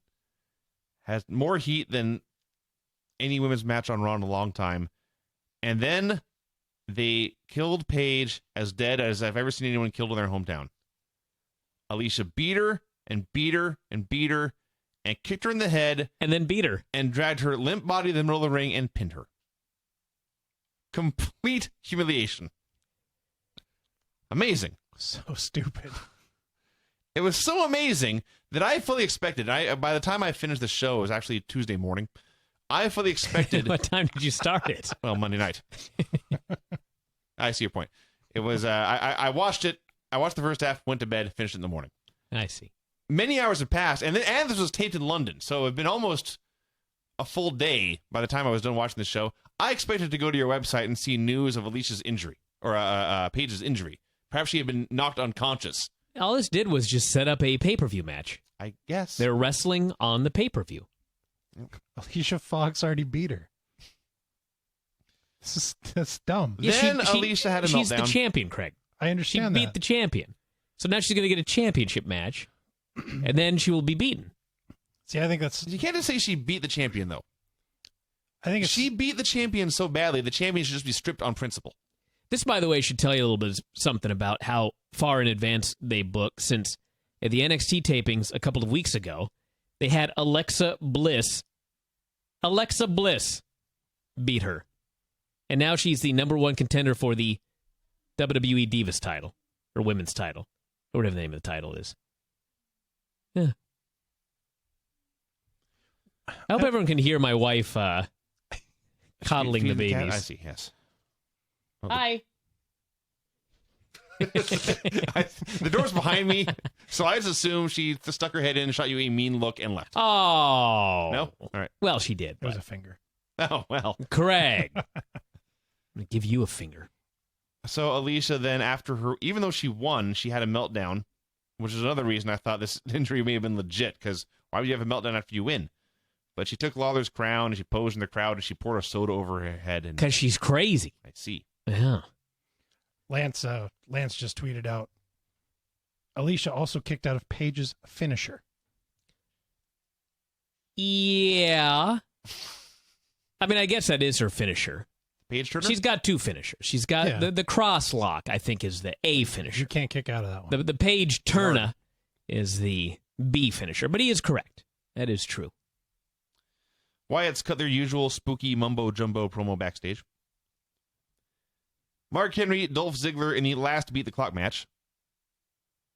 Had a goofy inset promo where Dolph was bragging about winning and Henry came in and laughed, and Dolph acted like Henry had bad breath, and that was it. This is third-grade humor. Don't get me started. They botched a Faymaster to such a degree that it was not nearly as bad, actually, as the Rob Van Dam stuff, but it was bad. Fans started to get behind Dolph for like a minute to go, and then Henry cut Dolph off, and so the crowd just decided to start dancing instead. And finally, Dolph hit a zigzag, but he could not recover in time to make a cover, and the clock ran out. So Rob Van Dam wins the Beat the Clock challenge and gets the title shot at the pay-per-view. Is it fitting that poor Dolph, the last guy in the Beat the Clock challenge, and you fail at the buzzer? You know what I mean? Sure. Guy can't catch a break. So Rob was celebrating on stage when Wade came out and attacked him, and of course, the crowd loved that. And then Wade cut a complete babyface promo about how the English were the best in the world. There was no way he was going to lose to a bloody Yank. And they played the British Bulldogs theme. A great segment. This guy is fast becoming one of my favorite guys on the entire roster. I think Bad News Barrett is awesome. I think his promos are awesome. I've said this before. I don't know if he's got a script or if he's got bullet points. But one way or the other, he delivers it in such a way that you believe every word he says. You believe that this character, Bad News Barrett, is just, you know what I mean? It doesn't feel like he's reading some stupid script that somebody's written for him. Yes. I think he just does. And if he is, more power to the guy. I think he's awesome. I have been a fan of Wade Barrett for a long, long time. You know, just a month ago, you were railing against his podium. I hate his fucking podium. That's not going to change. I see. But hey, listen, when he actually does his promo on the podium, he does a great promo. Yeah. Why the hell is he on a fucking podium? I still have not got a good answer aside he wants to be higher than everybody else. So stand on the stage. You got to be higher than the people in the cheap seats? Why don't you just do your promo from on top of the building? That would be awesome. Get a camera guy up there with you. Why don't you do your promo while in a helicopter? That would be awesome, too. Huh? That actually would be great. Why doesn't I am Wade Barrett in my own personal helicopter. Yeah. Why doesn't he have his own helicopter? He does his promos from there. Write that down. The Wade copter. Good stuff.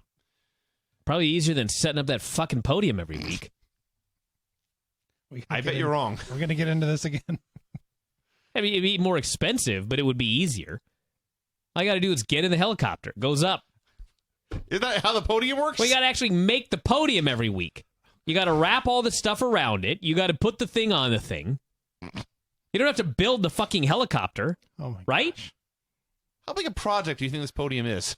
I mean, quite frankly, looking at their financials, maybe they would have to build a helicopter every time they do Raw. Given how much they spend on that show. Good promo, though. I like this guy. He's a good guy. Except he never responded to me when I tweeted to him that he was the linear champion. Very, very upset very bitter still about this. Adam Rose came out to the ring for an interview. They were in England, so of course he had not one but two people decked out in USA costumes. Good news is... What is this? Xavier Woods is on the network being insane. I don't know what's happening. He had the Funkadactyls with him. He was shaking his hair, either doing a question and answer thing with him. So, the Adam Rose, what do they call it, the Exotic Express? Sure. It got way more over in England than it ever has in the U.S. Shocking. Crowd was singing his song so loudly that at points they had to stop the interview. It was too loud. They were drowning out the Renee. So they had jokes about the guy in the cheeseburger suit, and the bunny did some dancing. And Zeb Coulter and Jack Swagger came out. Fans also sang along to their music, which that made me laugh a lot. Coulter told them to shut up. He started ranting about how Rose got into the U.S. The fans started singing Rose's song again, and Coulter just cried out, "Enough, you hedonistic people!" I didn't love that. This segment was great. What's he supposed to say? I don't know. Hedonistic hooligans? He challenged Rose to a fight, and Rose said, "All right," and he started to clear his guys out of the ring. It was a trap, and Swagger laid him out from behind. So Swagger beats up Rose in the corner. Then he goes back to the other corner where there's like 15 grown people and starts intimidating all of them at once. "I will beat all 15 of your asses." And they were afraid. He made them all flinch. He did. And then Rose recovered, and he laid Swagger out, and he sent him packing. Then Rose declared it was party time. Everyone danced. This was a win. I may be the only guy. Apparently not, because Vinny liked it too. I really like this Adam Rose gimmick. Yeah. I think Adam Rose, I mean, he's getting to be the guy. Who else in the world could play this character? Aside from like point. Keith Richards, for example. I'm talking in pro wrestling. Yeah. Who else could do this? Nobody. It is an absolute, he does it absolutely perfectly. Truth Martini. No Come way. on. No way. Truth Martini's very talented, but he could not do this character. Adam Rose No. gimmick. Okay. Nobody could do this as well as this guy, I think. I think he does an exceptional job. My only concern is it still feels like it's a fun little gimmick right now, but now what? Well, there's that. You know? I will say, though, At I some will point, say, he's going to have to start having good matches. the one thing I will say, though, is with a lot of guys, and I mentioned about Tyler Breeze, I said, can you see Tyler Breeze headlining WrestleMania? What was the answer? No. Now, on the surface, if I said, can you see Adam Rose headlining WrestleMania? What would you say? No. The party would be amazing, though. That's it. That's exactly it. I see. This guy, it doesn't matter if he main events or not. Yeah. But this guy's WrestleMania entrance next year is going to be ridiculous. Fucking outstanding. It's true. That will be worth my $9.99 that month. This whole segment. This is great. They better do WrestleMania in Europe, though. That's the problem. He was talking. That is the flaw in the plan. Doing this in San Jose, I don't know. He was talking. I think it'll be able to find in San Jose. He was talking about the hamburger fella. The hamburger fella had to go see a doctor because he had sesame seeds on his buns.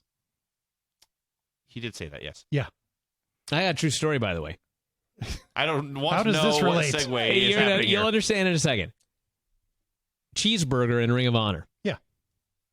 So they did the War of the Worlds, and all of the New Japan guys came over.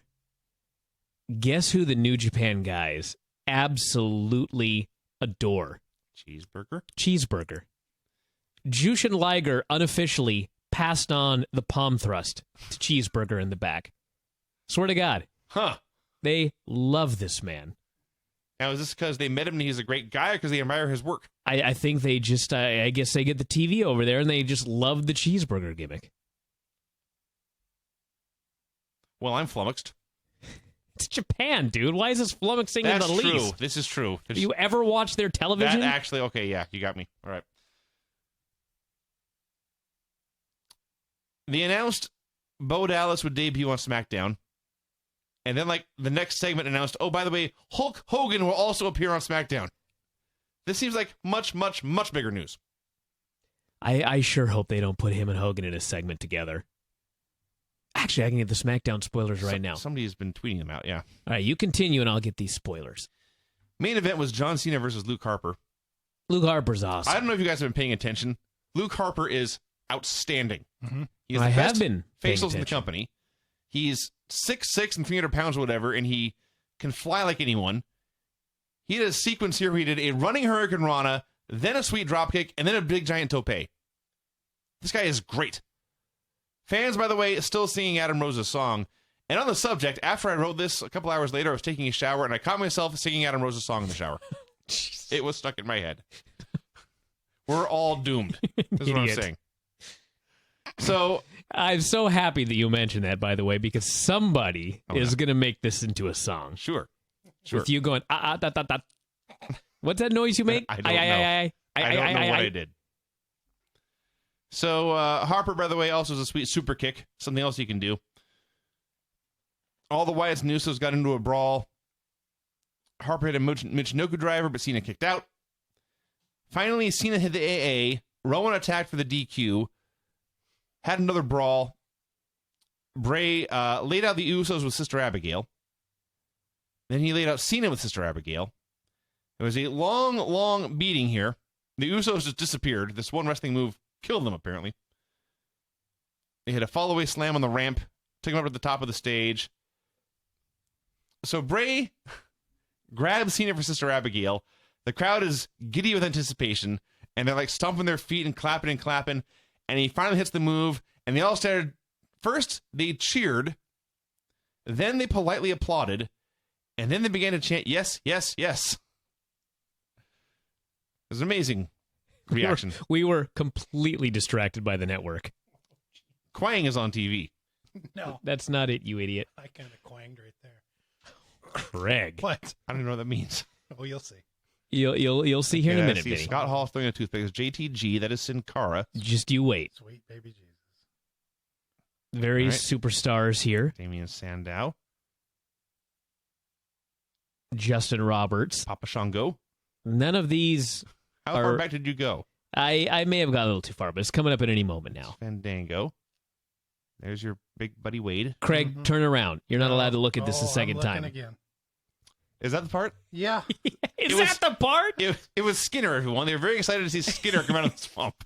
Fucking idiot. Anyway. Wow. I don't even remember that. I'm going to remember it for the rest of my life. I'm surprised I don't remember for the rest of my life. She is also blonde and athletic. Yeah. That is true. That is true. A So lot of eye makeup, It's though. warm in here. she did have a amazing fake We're talking eyelashes. about Kelly Kelly. There was a brief shot of her. No, it was Skinner. Going back again? I'm going forward. You must verify. Can you go back again? I can confirm. So, yeah. Where were we? Who cares? Raw's over. It was fun. Let's do Raw. Opened the show with a very nice Memorial Day tribute video. Hunter and Seth came out for a promo. Talked about Bryan surrendering the title. The fans started to chant yes. As Stephanie said, yes, you're right. He is unable to defend and he should hand it over. I really like Stephanie now. It's amazing. She was much better later, but she was good here. Yeah. They both pretended to be reluctant to strip Bryan of the title. Hunter called it a flash in the pan. Unlike himself and the rest of Evolution. Said there'd be a contract signing tonight. He advised the Shield to skip it and to go on to become legends of their own someday. Stephanie said Payback was a pay-per-view. Called out Brad Maddox. They were mad at him because he had made the Shield guest commentators. He said he had no choice. Steph said, we don't have a choice either. Kane came out, and Hunter punched him, and Kane had a chokeslam and a tombstone. There was one heel beating up another, so nobody much cared. Although, in hindsight, the fans didn't care about a lot on the show. And then Kane set up his pyro and his music, and for good measure, Stephanie fired Maddox too. Poor Granny. Oh, poor Granny. That's all I could think watching Now she's this. going to have to watch SmackDown. So, RVD against Cesaro. Wade Barrett came out and said today was the first day of summer. No, it isn't. He was off by several weeks. You read the thread about this show, our last night's Observer Radio on the board? What about it? No. These people, I don't even know. I just don't get it sometimes. Are people arguing this is in fact the first day of summer? No, we were trying to figure out when exactly Indian summer was, and Dave and I both concluded that it was at the end of the summer, August, September. And I don't think anybody heard that part. They only heard us asking each other when it was. They didn't hear us answer the question. So I got a whole thread of people telling us when it was. Well, there you go then. Can you listen like 3 extra seconds when we have an argument about when something is? I know when Indian summer is. But that's beside the point. Summer has not started. Yeah. Wade Barrett is incorrect. He's not close. And some people pointed out that Indian summer can also refer to any time that there is a heat wave. Yeah. But Wade Barrett did not say today was the first day of Indian summer. Wade Barrett said today was the first day of summer. Perhaps he started dating Miss Ray. I hadn't thought of that. She's as far as we're told, she's available. Yeah. Yeah, go ahead. Okay, all right. I just So Wade, cut still this looking promo. at each other. RVD and Cesaro had a long match turned into a fun match. The big spot was Rob trying his quebrada, and Cesaro caught him and dropped his head on the railing. Brought on the floor, Rob hit Barrett with a super kick, and then Barrett tried to distract Rob, and Cesaro hit a bridging German suplex for the win. So this was the challenger for the U.S. title beating the challenger for the IC title. And then Sheamus ran out, and he dropped Cesaro with a bro kick. And that was that. Eva Marie versus Summer Rae in a match that happened live on Monday Night Raw. Oh, yeah. Sadly, it was better than I expected. And let me tell you, there may not have been any floor to my expectations. There may not have been anything they could have done bad enough to surprise me. There was nothing wrong with it except when Eva, there was one point where she had offense and she started blowing kisses at the crowd like a total heel. But that's something a lot of green wrestlers do. So, whatever. And Fandango and Layla came out and they made out. And this distracted Summer and Eva pinned her with a schoolgirl. Somebody told me that I overplayed the roll up that Eva did, and I didn't. I'm telling you right now, a roll up should look like it's easy, not hard. And god damn did Eva make it look like it's very difficult to perform a roll up. You never seen so much effort put into a cradle. It's bad. Rhodes brothers confronted Orton and Batista backstage. Talked about the Rhodes reunion last year. I always get sad when they do this kind of thing because I remember how great it was and how it ended up being nothing. There was no end to it. So they were bitching at each other for a while, and Hunter walked in, and somewhere in here, Cody referred to Randy Orton as RK Blows. Orton did not even try not to laugh. What the hell was that? That was you using your remote control, which sets off my Mac, and you turn some music on. I can turn music on with my clicker on your Mac. Yeah, we just discussed this. Yeah, I it's realize Apple that, TV, but yeah. I'm impressed with my own powers. I see.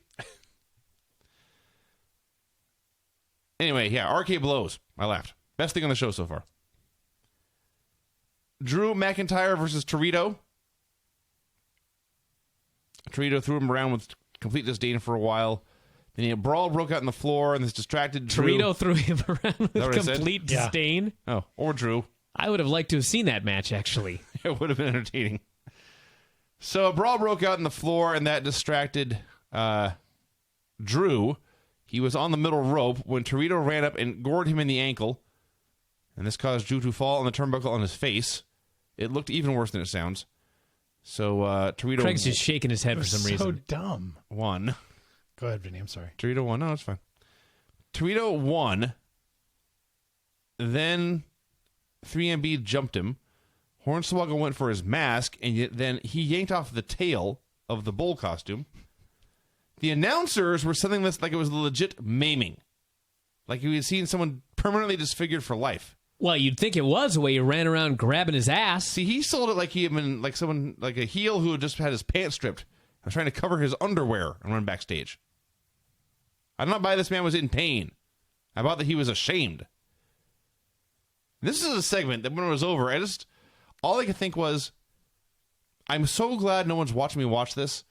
Not because even that it's embarrassing or cringeworthy, But I cannot imagine the burden of having to try to explain this to a non-wrestling fan. What are you talking about? It's easy. No. They tore off the bull's tail. But they would say that's not a real bull, it's a man in a costume. It doesn't matter. It's pro wrestling. This is the least of our worries. You had this argument with Dave the other night, and Dave said it perfectly. This is one of those things that if one of my friends saw me watching that, I would be embarrassed. Yeah. I guess. No, I would. Really, your son probably giggled like a crazy man. It's funny because... My wife would have giggled like a crazy woman. It was funny because when he was running on the outside, holding his backside, my wife says, he's selling it. Yeah. My wife. Yeah. So there was more. After the break, they were backstage in the trainer's room. The trainer explained he was not a vet. The Matadors had the tail on ice, and then they shoved the tail back on or up his ass or something. They rammed him with his tail. Yes. This did not help the situation. Don't do that to me if my tail ever falls off. You have a tail? A tail bone. That's not the same thing. I don't want it reattached in that manner. Well, you heard the man. I don't know why he's been practicing I all don't these know. years. What? Nothing. What? Wow. Every now and then Craig says something that because of the proximity to another statement, it should be funny. Yeah. But it actually doesn't make any sense. Okay.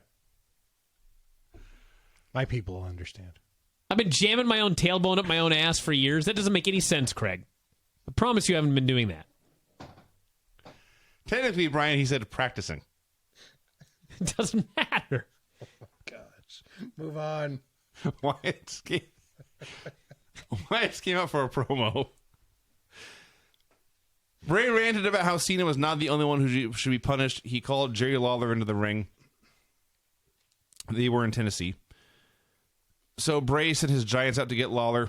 They were playing this totally serious, talking about Lawler's heart attack. JBL jumped up to defend him, got clotheslined to death. So they dragged Lawler into the ring. Bray said, "You are the one who has been sitting at ringside for years spouting pro-Cena propaganda. It is time for you to pay the price." Cena ran out to make the save, but there was 3 of them and 1 of him. So he got overwhelmed, and they were about to hit Lawler with Sister Abigail and make Cena watch when the Usos ran out to make the save. And at this point, if they had just stopped, absolutely great angle. Unfortunately, then Cena cut a promo. And it was not the worst of Cena promos. There was no goofy comedy.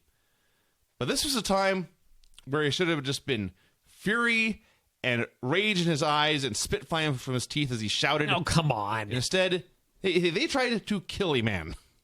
They tried to give the heart attack survivor another heart attack on TV. Instead, it was just the usual cheesy dialogue about how Bray was evil. Cena was proud of who he was, and he would be the last man standing. I had to jump ahead, but I'm gonna. We had a Cactus Jack and a Terry Funk promo on ECW television. What are you shaking your head for? It was so good. I just watch these guys, and Jack says, "I want to kick your ass, Terry," and Terry says, "I want to kick your ass, Jack," and they each explained why in separate promos. And when it was over, the match I wanted to see at Payback was Terry Funk versus Cactus Jack.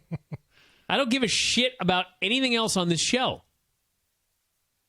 Like, my God.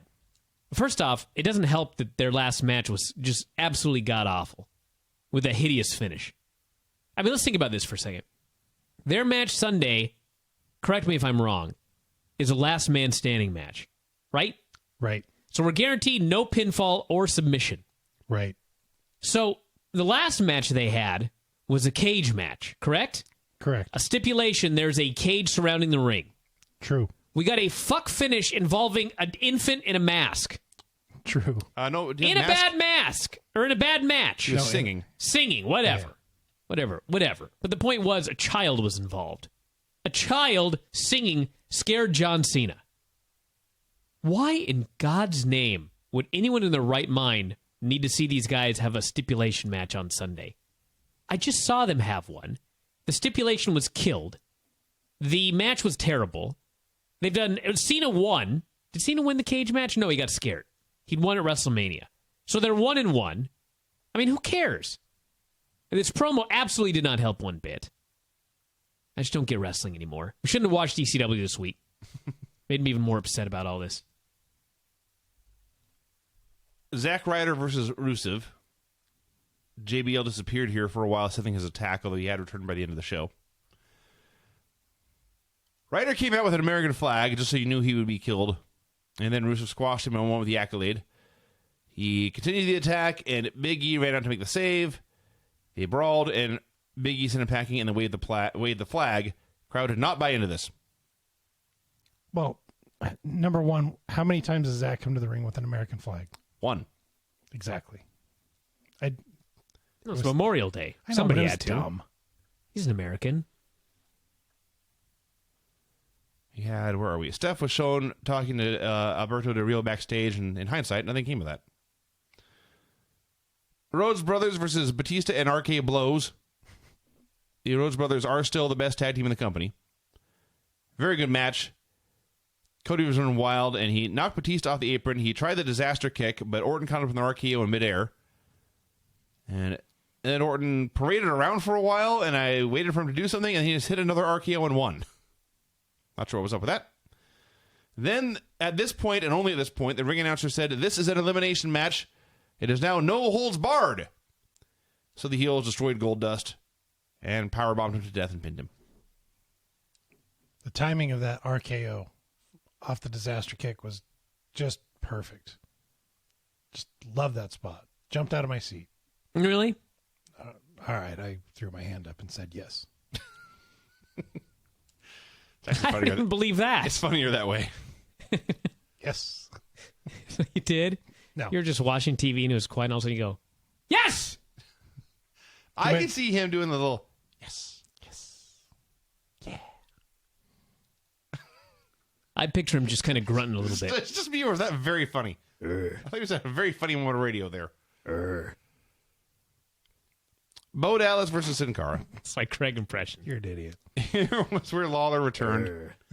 Oops, wrong button. Turn your bass up.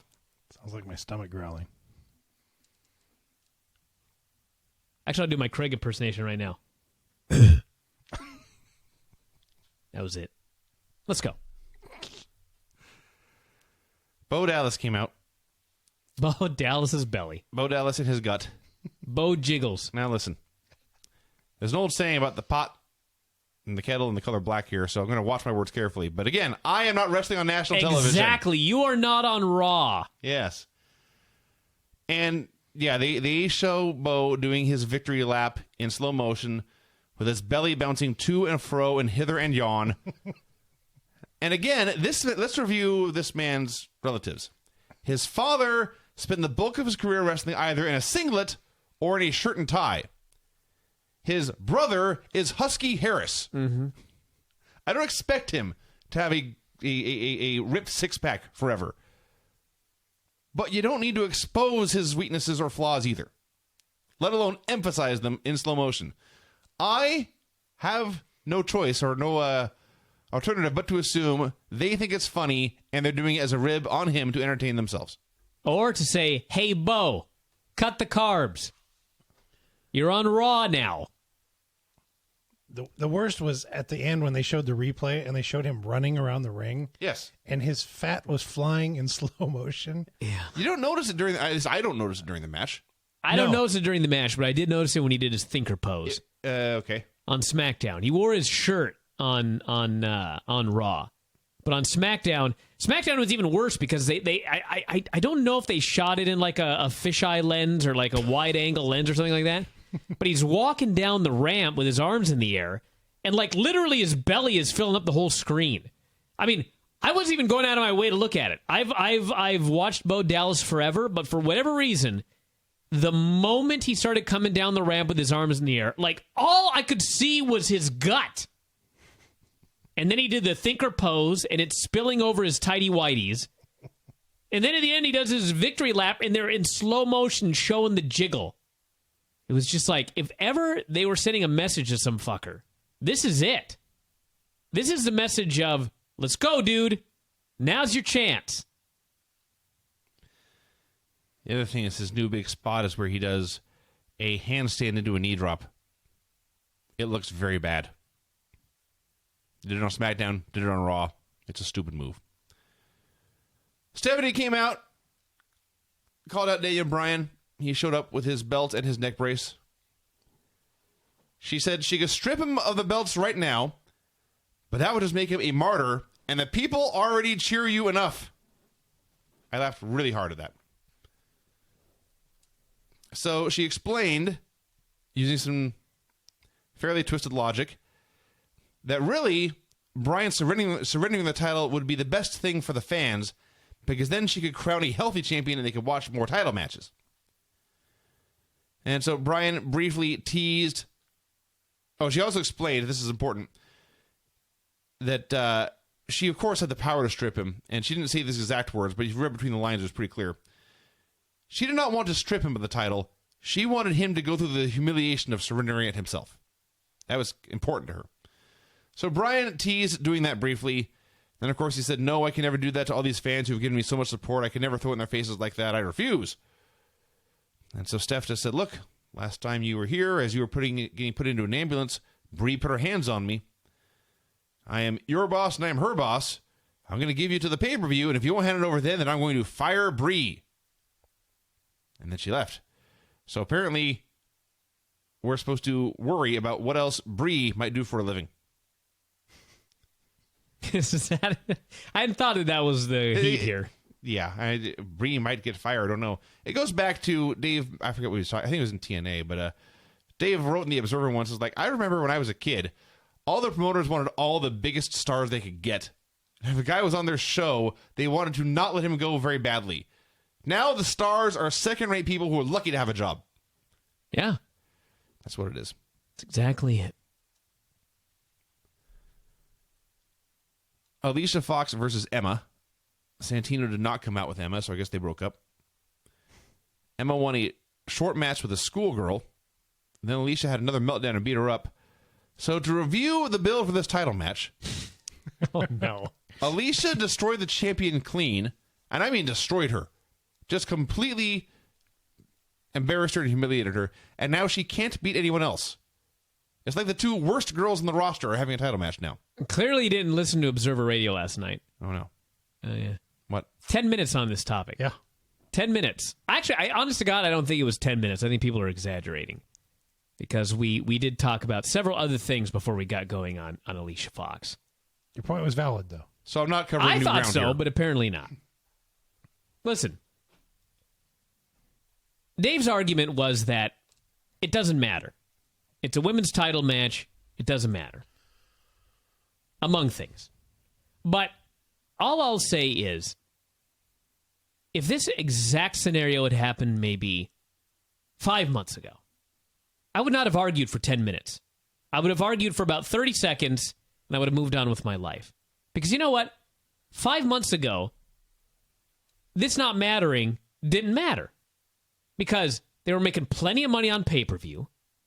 Business was fine. But that's not what... It's a different business now. Now, we just saw the stock climb all the way up to 30 and then fall all the way back down to 10. They won't even announce how many people are subscribing to their network. It's about 700,000. They've got these wacky projections out there of maybe someday getting 3.8 million subscribers. It's just some fucking math here. Is that 5 times how many they've got right now? A little more, actually. Okay, so let's just say that tomorrow, In Demand cancels their pay-per-views. And their only means of revenue for all of those pay-per-views that they're no longer selling is this network. Okay, they're losing their ass. So you know what? To me, every goddamn single match matters now. Way more than it did 5 months ago. To me, if I'm running this company, there's nothing in WWE now that it doesn't matter. It all matters. It all has to matter. Because the business is different now than it was 2 months ago. The business is different than it was when they launched the network and only 677,000 people signed up. They've got to break even is 1 million? Or they need 1 million average this year. They need like 1.3, 1.5, 1.8. Well, you better fucking start making some of these matches matter, or you're in big trouble. That's my argument. I'm done. So Alicia had another meltdown, gave a guy a wedgie, poured soda all over herself, went too long. Davey Crockett versus Adam Rose. Davey was Damien Sandow in a Davey Crockett costume for reasons that I have no idea. Wrestled a bit. They were in Tennessee. Okay. That's where Davey Crockett's from. Okay. So he's a different guy. He was so was Elvis. Why was he in an Elvis costume? What the hell was he last week? Magneto. That's the only one I remember. 2 weeks ago. No, he was something last week, wasn't he? In the UK? Wasn't he? I don't know. Who cares? This doesn't matter. We're on the subject. Let's move on. So Jack Swagger and Zeb Coulter came out with Rose's lemon held hostage. Jack Swagger was by far the biggest star of this segment, and I don't think that's a good thing. So Rose and Swagger had a brawl. Somewhere in here, Davey Crockett got pinned.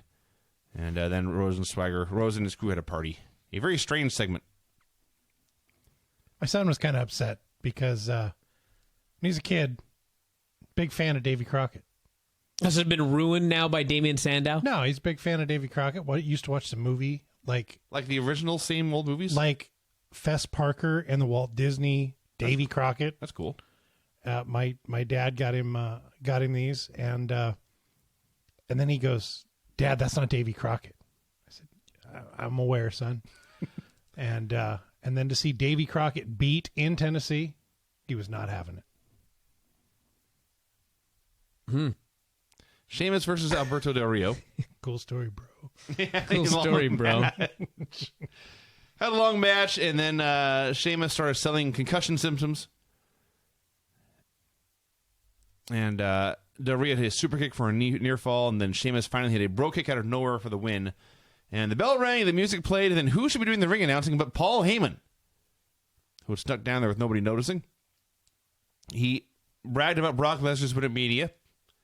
He buried Sheamus' win here as meaningless because it was not against a Paul Heyman guy. I'm sure Del Rio loved that. And as he was burying Sheamus, Cesaro jumped Sheamus from behind, hit him with a bunch of knees to the head, and then he neutralized her. This is like the only thing I'm looking forward to on the pay-per-view. Sure. The main event match will be good. The build for it has been nothing, but main event angle, Shield and Evolution contract signing. Shield came out first, and it was actually funny because Seth and Dean were calmly talking, and as they're speaking, Roman, also very calmly, but he just starts taking the furniture and throwing it all out of the ring.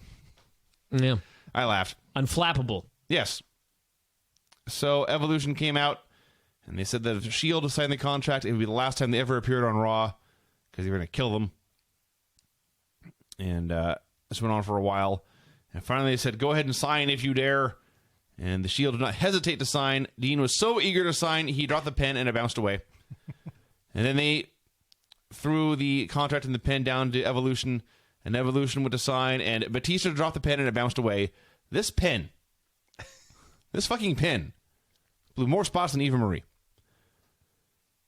So Hunter was going to talk more, but Shield said, nah, let's fight. And so they did. And it was every brawl you ever saw. And then Hunter put out a sledgehammer, and Evolution took over, and they ended up powerbombing Reigns to the table, and that was it.